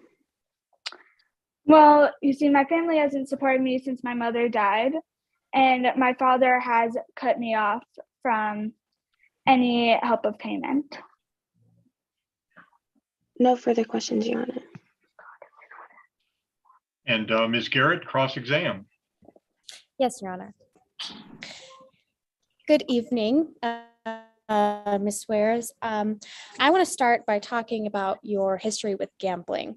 You have a history with gambling, correct? Correct. And Objection, Your Honor, relevance. Ms. Garrett? I'm establishing a foundation. For? Foundation for what? Motive. Ms. Dawson? can see that. Okay, the objection's overruled. Credibility is always an issue for every witness, and a need for money is an issue of credibility and motive for testifying. So Ms. Garrett, you may proceed. Thank you, Your Honor. You put yourself into a hole a few years ago, correct? Yes, that is correct. You haven't recovered yet, correct? No, I have not. Your father wasn't too pleased, correct? That is correct. He cut you off from any financial support, correct? Yes. Although he has not written you out of the will yet, correct? Correct. Your father had already agreed to shoulder the cost of your twin Dakota's treatment. Is that right? Yes. And you're concerned with your father's money being run dry by Dakota's treatment, correct? Correct. Now, you and your sibling do not have the typical close twin relationship, right? Not exactly. And you are not supporting your twin in this lawsuit, correct? Correct. Now, let's move on to your qualifications. You work for Rationalist magazine, correct? Yes, I do. And Rationalist magazine is a scientific magazine, is that right? Yes, it is. Okay. Rationalist magazine promotes scientific skepticism, right? Yes. However, you did not receive an associate's degree in investigative journalism, correct? No, I did not. You did not receive a bachelor's of science, correct? Correct. You have not received any form of post-secondary education, correct? I have not. And your knowledge base involves general information, is that right? Yes. Okay. Now, I want to talk about your work with Drufo.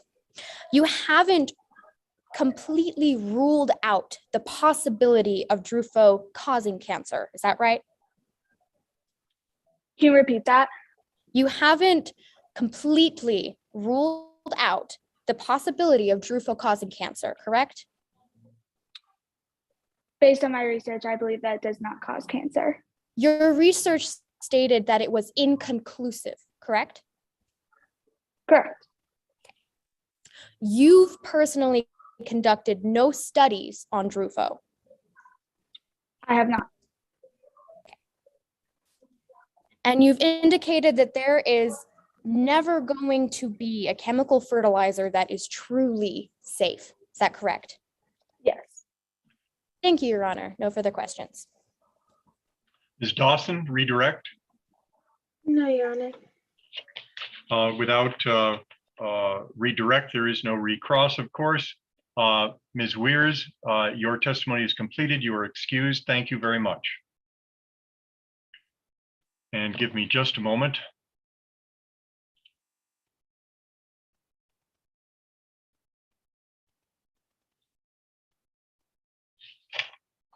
And we'll now have the, hold on a moment, sorry, there we go. We'll now have the next witness for the defendant. I believe Ms. Milner, this is your witness, is that correct? Yes, Your Honor. And cross-examination will be with, hang on just a moment. Match this up here. Mr. Barnett, correct? Yes. Okay. And the witness is already sworn. Ms. Milner, if you would call the witness to the stand, we'll proceed. The defense would like to call Dr. Devin Williams to the stand, please. And ma'am, if you'd activate your audio, there we go. And you've already been sworn. Ms. Miller, you may proceed. Please state your name and spell your last name for the jury. My name is Devin Williams, Williams. And what is your current employment status? I'm currently employed at Lush Fertilizer. I lead the toxicology research and development labs, and I'm the outgoing chair of the community's ethics committee. And how long has this been your job? For about a decade. And what education do you have relevant to the topic? I completed my undergrad PhD at CSU Fort Collins, and I also did a specialized post-PhD program at the University of Utah in pharmacotoxicology. May my co-counsel please share Exhibit 9 on the screen? Yes, she may. And if it's actually coming up, fine. If not, we'll assume that it's up. And you may go ahead and, there it is right there. Okay. Go right ahead. Thank you. Dr. Devin Williams, do you recognize this exhibit? Yes, I do. And what is this exhibit? This is my CV. And has this document been altered or changed in any way? No, it has not. Your Honor, may I enter Exhibit 9 into evidence? And excuse me. Oh, I didn't.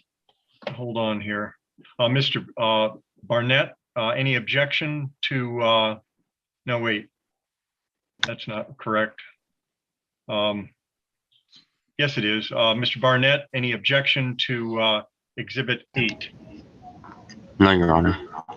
Exhibit 8 then is admitted. Ms.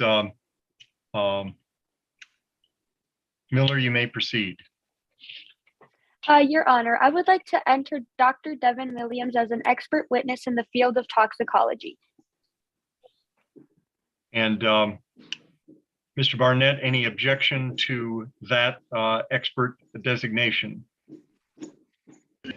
No, Your Honor.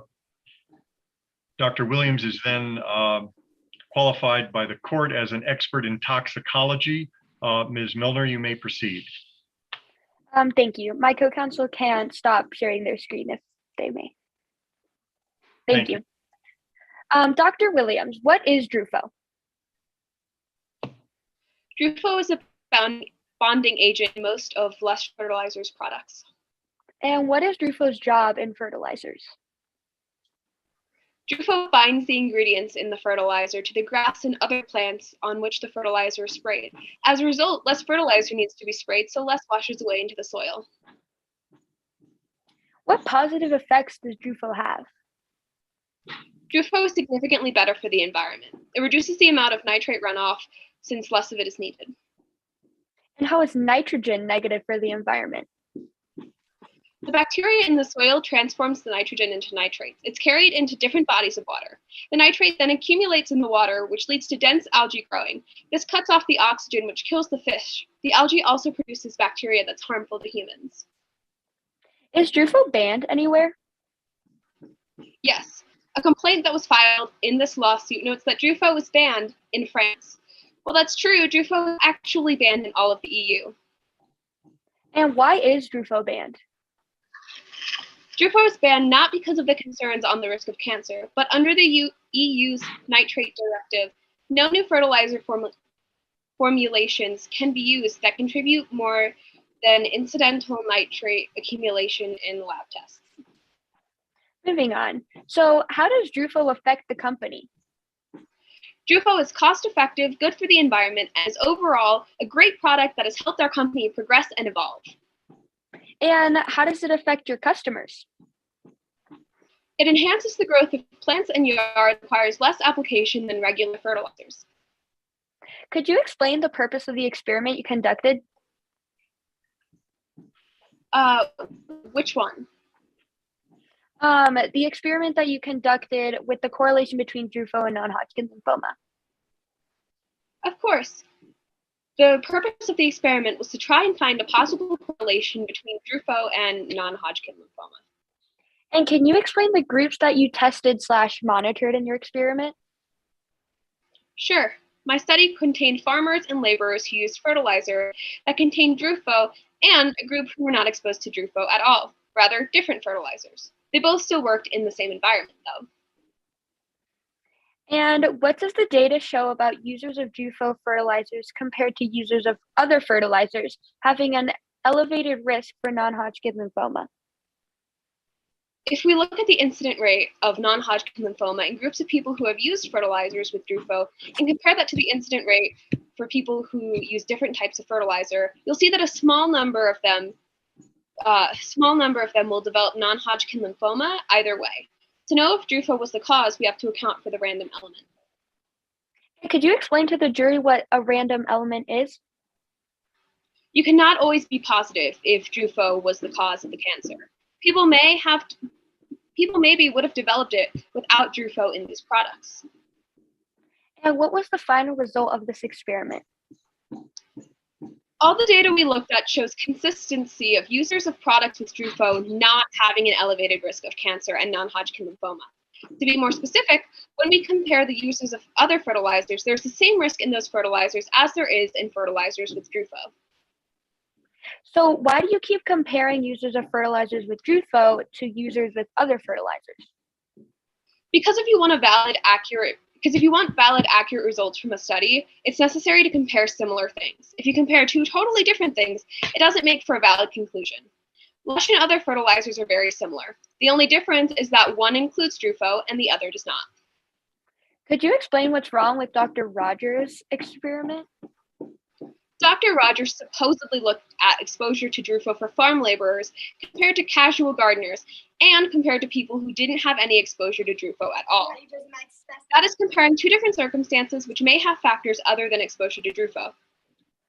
They're confounding variables and they affect the final results. And based on your research, what is the relationship between DUFO and non-Hodgkin lymphoma? There isn't one. No further question, Your Honor. Mr. Barnett, cross-exam.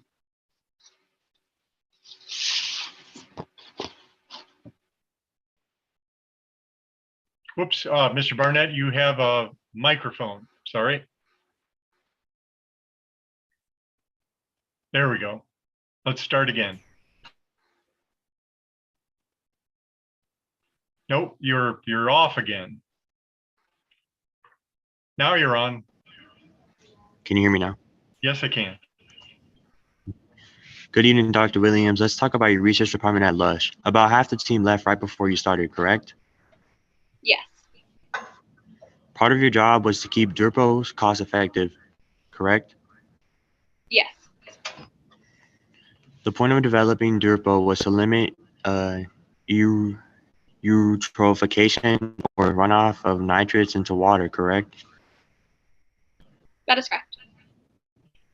Yet DUFO is banned throughout EU, correct? Yes.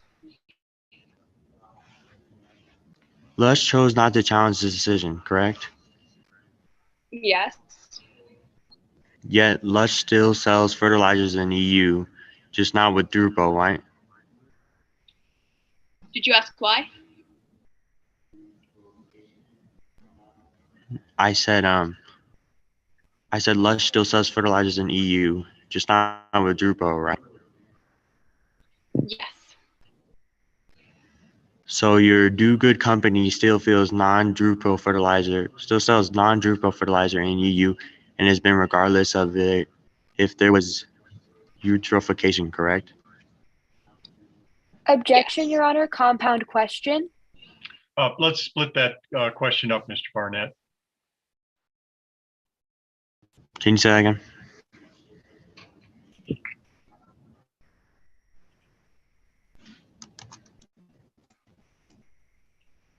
Yeah, you can ask that question in two parts. So let's have the two different parts.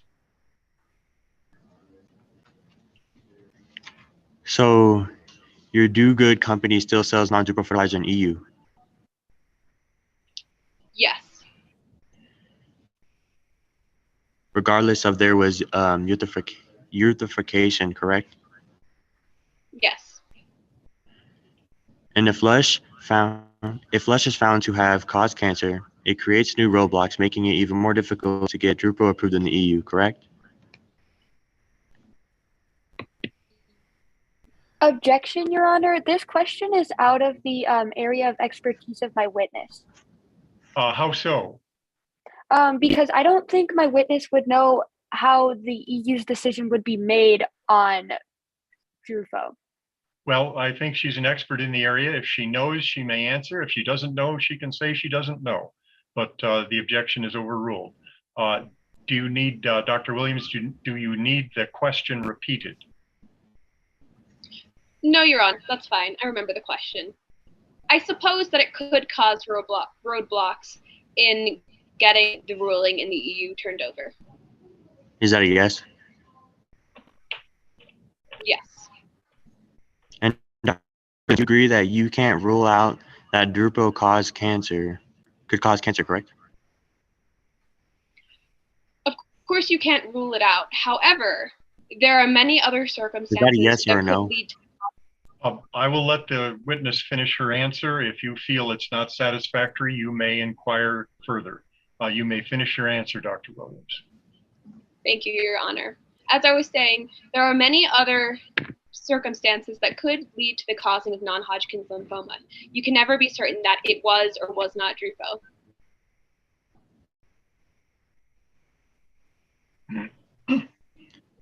Let's talk about Dr. Rogers' study. You were concerned that Dr. Rogers only had data from one study, correct? Yes. You feel that Dr. Rogers set out to find harmful effects of Drupal, right? Yes. You have a financial stake in the outcome of this case, don't you? I do. No more questions, Your Honor. And Ms. Milner, redirect. Yes, Your Honor. Dr. Devin Williams, could you please explain why Lush didn't argue against the EU's decision? Lush didn't want to argue against the EU's decision to ban Drufo because we were just a startup company at that point, and we felt that it would be much more productive and efficient if we were to just produce a version of Lush fertilizer without Drufo in the EU for the time being. Thank you. No further questions, Your Honor. And Mr. Barnett, redirect on that issue. No, Your Honor. Did I say redirect? I meant recross if I didn't say that. Do you have any recross? No, Your Honor. Okay. And Dr. Williams, that concludes your testimony. You are excused. Thank you very much.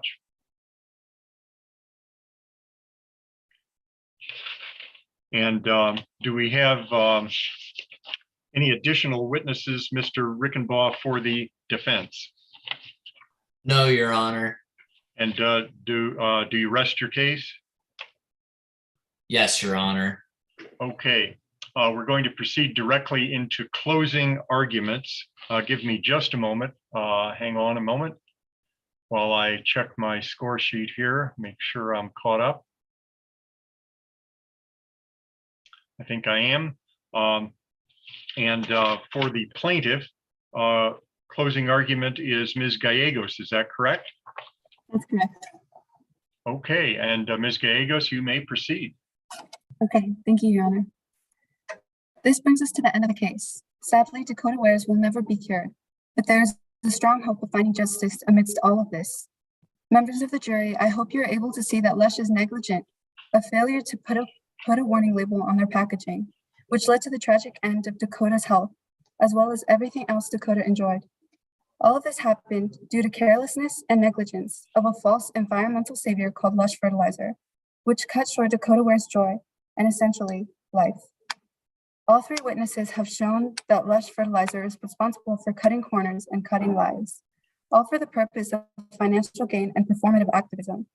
Dakota Wares has been very brave today in coming to share his tragic story with everyone here against such a large company with a lot of power.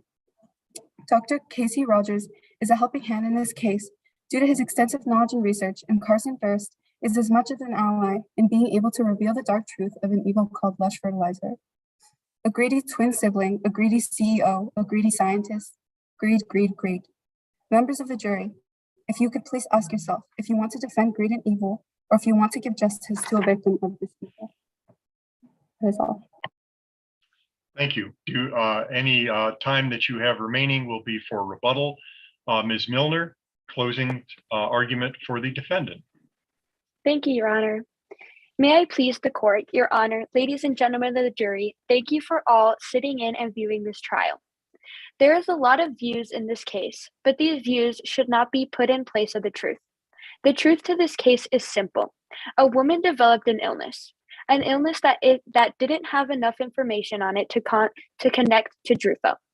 So, without doing any further research on the chemical, she blamed Lush fertilizer for her illness. The chemical Drufo has been researched and is not factually connected to non-Hodgkin lymphoma. Mrs. Weirs worked with and around not only Drufo, but other harmful chemicals. Mrs. Weirs didn't take the proper safety precaution that her previous job asked her to do, and her actions had consequences. Mrs. Weirs took her illness and disregarded all claims against her belief that Drufo caused it. The research that has been shown tells us that Drufo was not the cause of this illness. The plaintiff has shown us 3 witnesses. They start with Dakota Weirs, who was in a very tragic position but didn't take the recommended protective precautions to stay safe. Then there was Dr. Casey Rogers, who was an experienced doctor, but he is trained in chemistry, not carcinogens or toxicology. Finally, Carson Durst, who was fired from the Doncourt family, Lush. Our witness started off with Blake Doncourt, the owner of Lush. He has given 10% off his profits to reducing nitrogen contamination in groundwater or agricultural communities. Then Skylar Weirs, Dakota's own sibling, came forward with the facts because she knew it was the right thing to do. Dr. Devin Williams was our final witness, and she explained that Drufo, being the only cause of Dakota's illness, was improbable. Ladies and gentlemen, and my co-counsel, I would like for you all to look at the truth. Dakota Weirs chose actions that were not recommended to her, and those actions had consequences. After everything both sides have said, I hope you see the truth of this case and will now vote in our favor. Thank you, Your Honor. Thank you. And give me just a moment here. Ms. Gallegos, could I have a time check on rebuttal? Looks like 2 minutes, 55 seconds. Ms. Gallegos, do you wish to have rebuttal?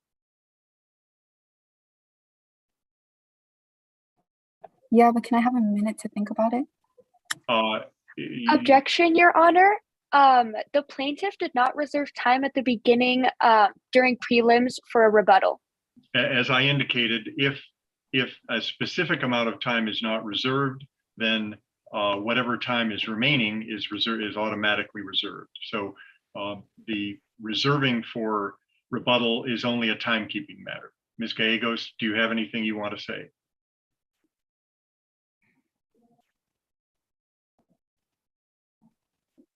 Yes. Okay, go right ahead. Time begins now.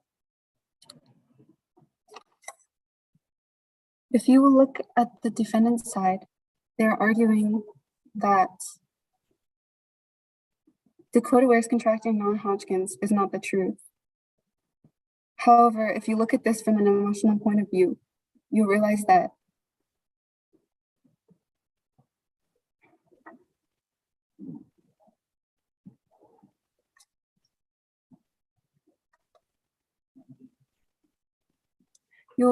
this is a cruel truth. A truth that Dakota Weirs has had to live through, despite having so many great opportunities ahead of them. That's all, thank you. Thank you very much. The case is now submitted to the jury. I'm going to ask our timekeepers to rejoin us with video as soon as they have completed their scoring and posted submitting those scores. In the meantime, I will do that in just a moment myself, but in the meantime, I want to, if I could have all of the participants, the attorneys and the witnesses on video, please. Great, you're coming up. Almost all there. And Mr. Mr. Barnett. There we go. We've got everybody. Thank you very much. It was very enjoyable for me, very professional. I will, there is a score for professionalism, and both teams were very professional in this, in my opinion. You agreed where you needed to agree, where there wasn't any dispute. There was where there was not a reason to object, there were no objections. And I think you all handled that very well. We're all operating under difficult circumstances here. There's just no question about it as far as doing this virtually instead of in person. How many of you are, how many of you have ever done this in person? Which I guess that would mean you were a junior or a senior. Couple of you. Okay. Well, the rest of you, I'm so sorry that, we haven't been able to do this. Hopefully next year, since you're underclassmen, that would be wonderful. If you did this again, everyone is dedicated to doing this in person next year. So hopefully that will be the case. I'm still missing one timekeeper, so I'll keep, I just call this, as far as I'm concerned, burning time until the timekeepers are done, because I'm really not allowed to say anything other than general things until that happens. Let's see.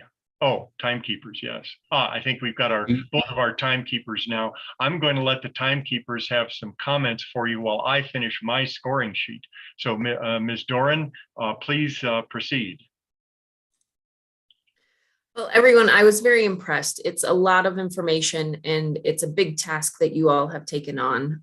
It is certainly not easy to try and evaluate all of that information in the entire case and then try and pick out specific and pertinent points that you want to make through your witness or that you want to make on cross-examination with the other party's witnesses.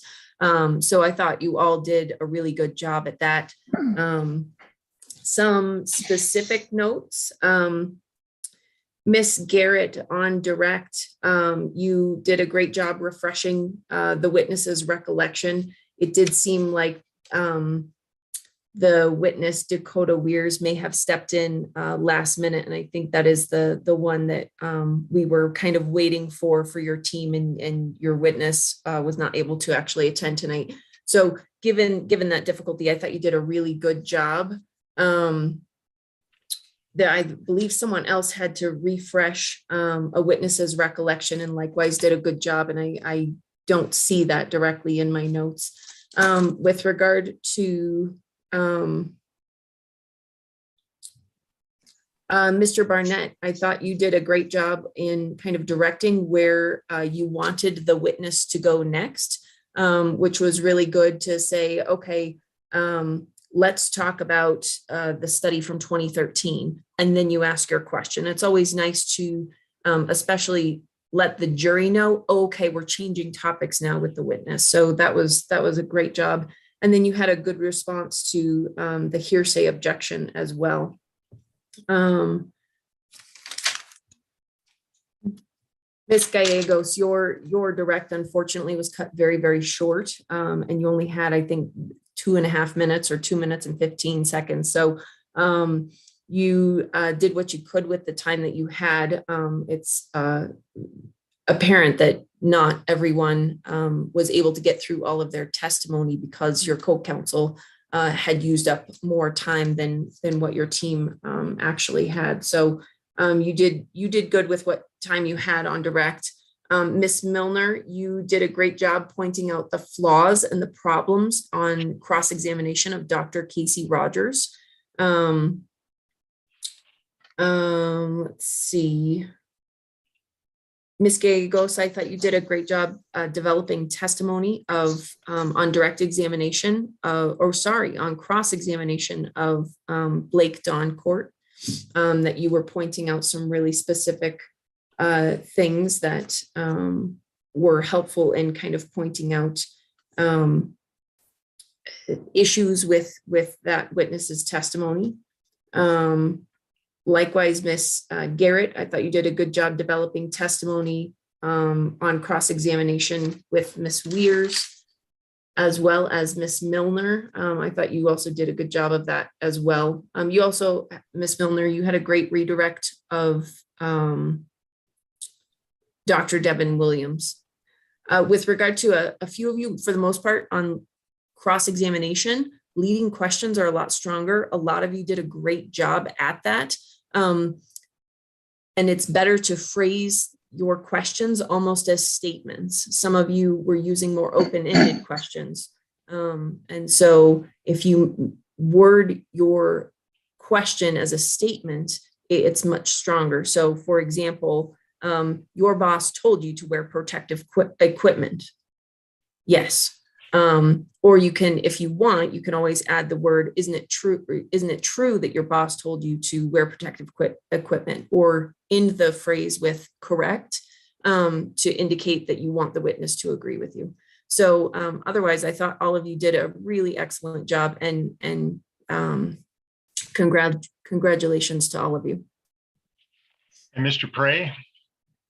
Yeah, well, I think that obviously Ms. Duran knows a lot more about these things than I do. I'm coming from, you know, not a non-law aspect of it. I thought we Mr. had. Prey, you're a real juror. So A what? You're a real juror here. Yeah. Well, because you're the person that they'd actually be testifying to. So we appreciate that her opinion very, very much. Well, thank you. I think that I saw some very, very good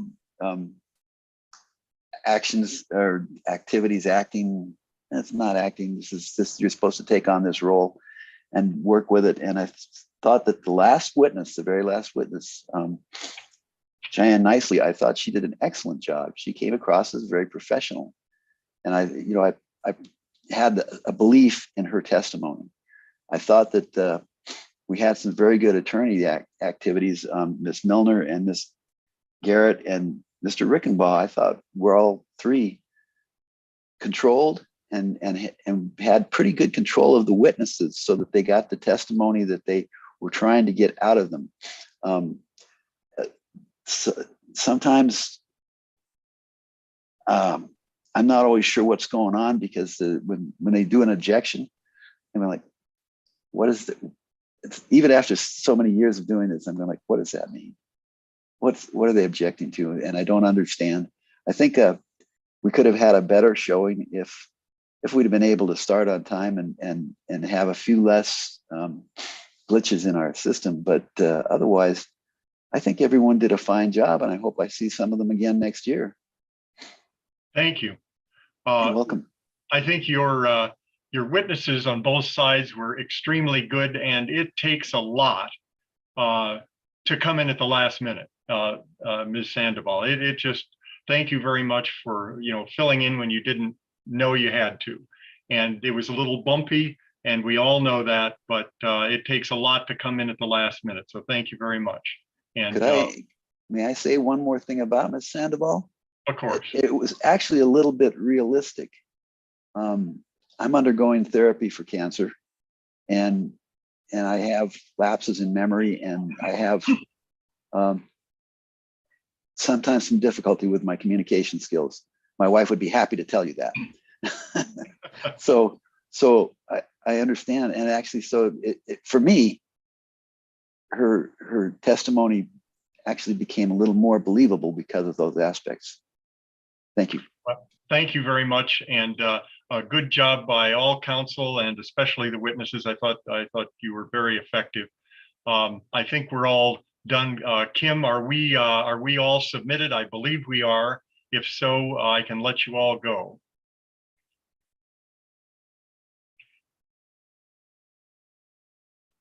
We'll see if, well, in any event, I'd like the scoring panel, Ms. Doran and Mr. Prey, stay with me.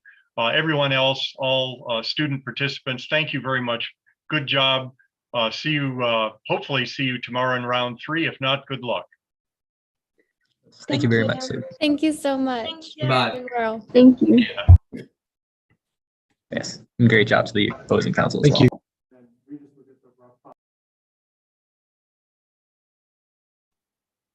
you. There we go. And as soon as Kim tells us that we're good to go. Thank you, Judge Wheeler. Thank you, everybody, for participating.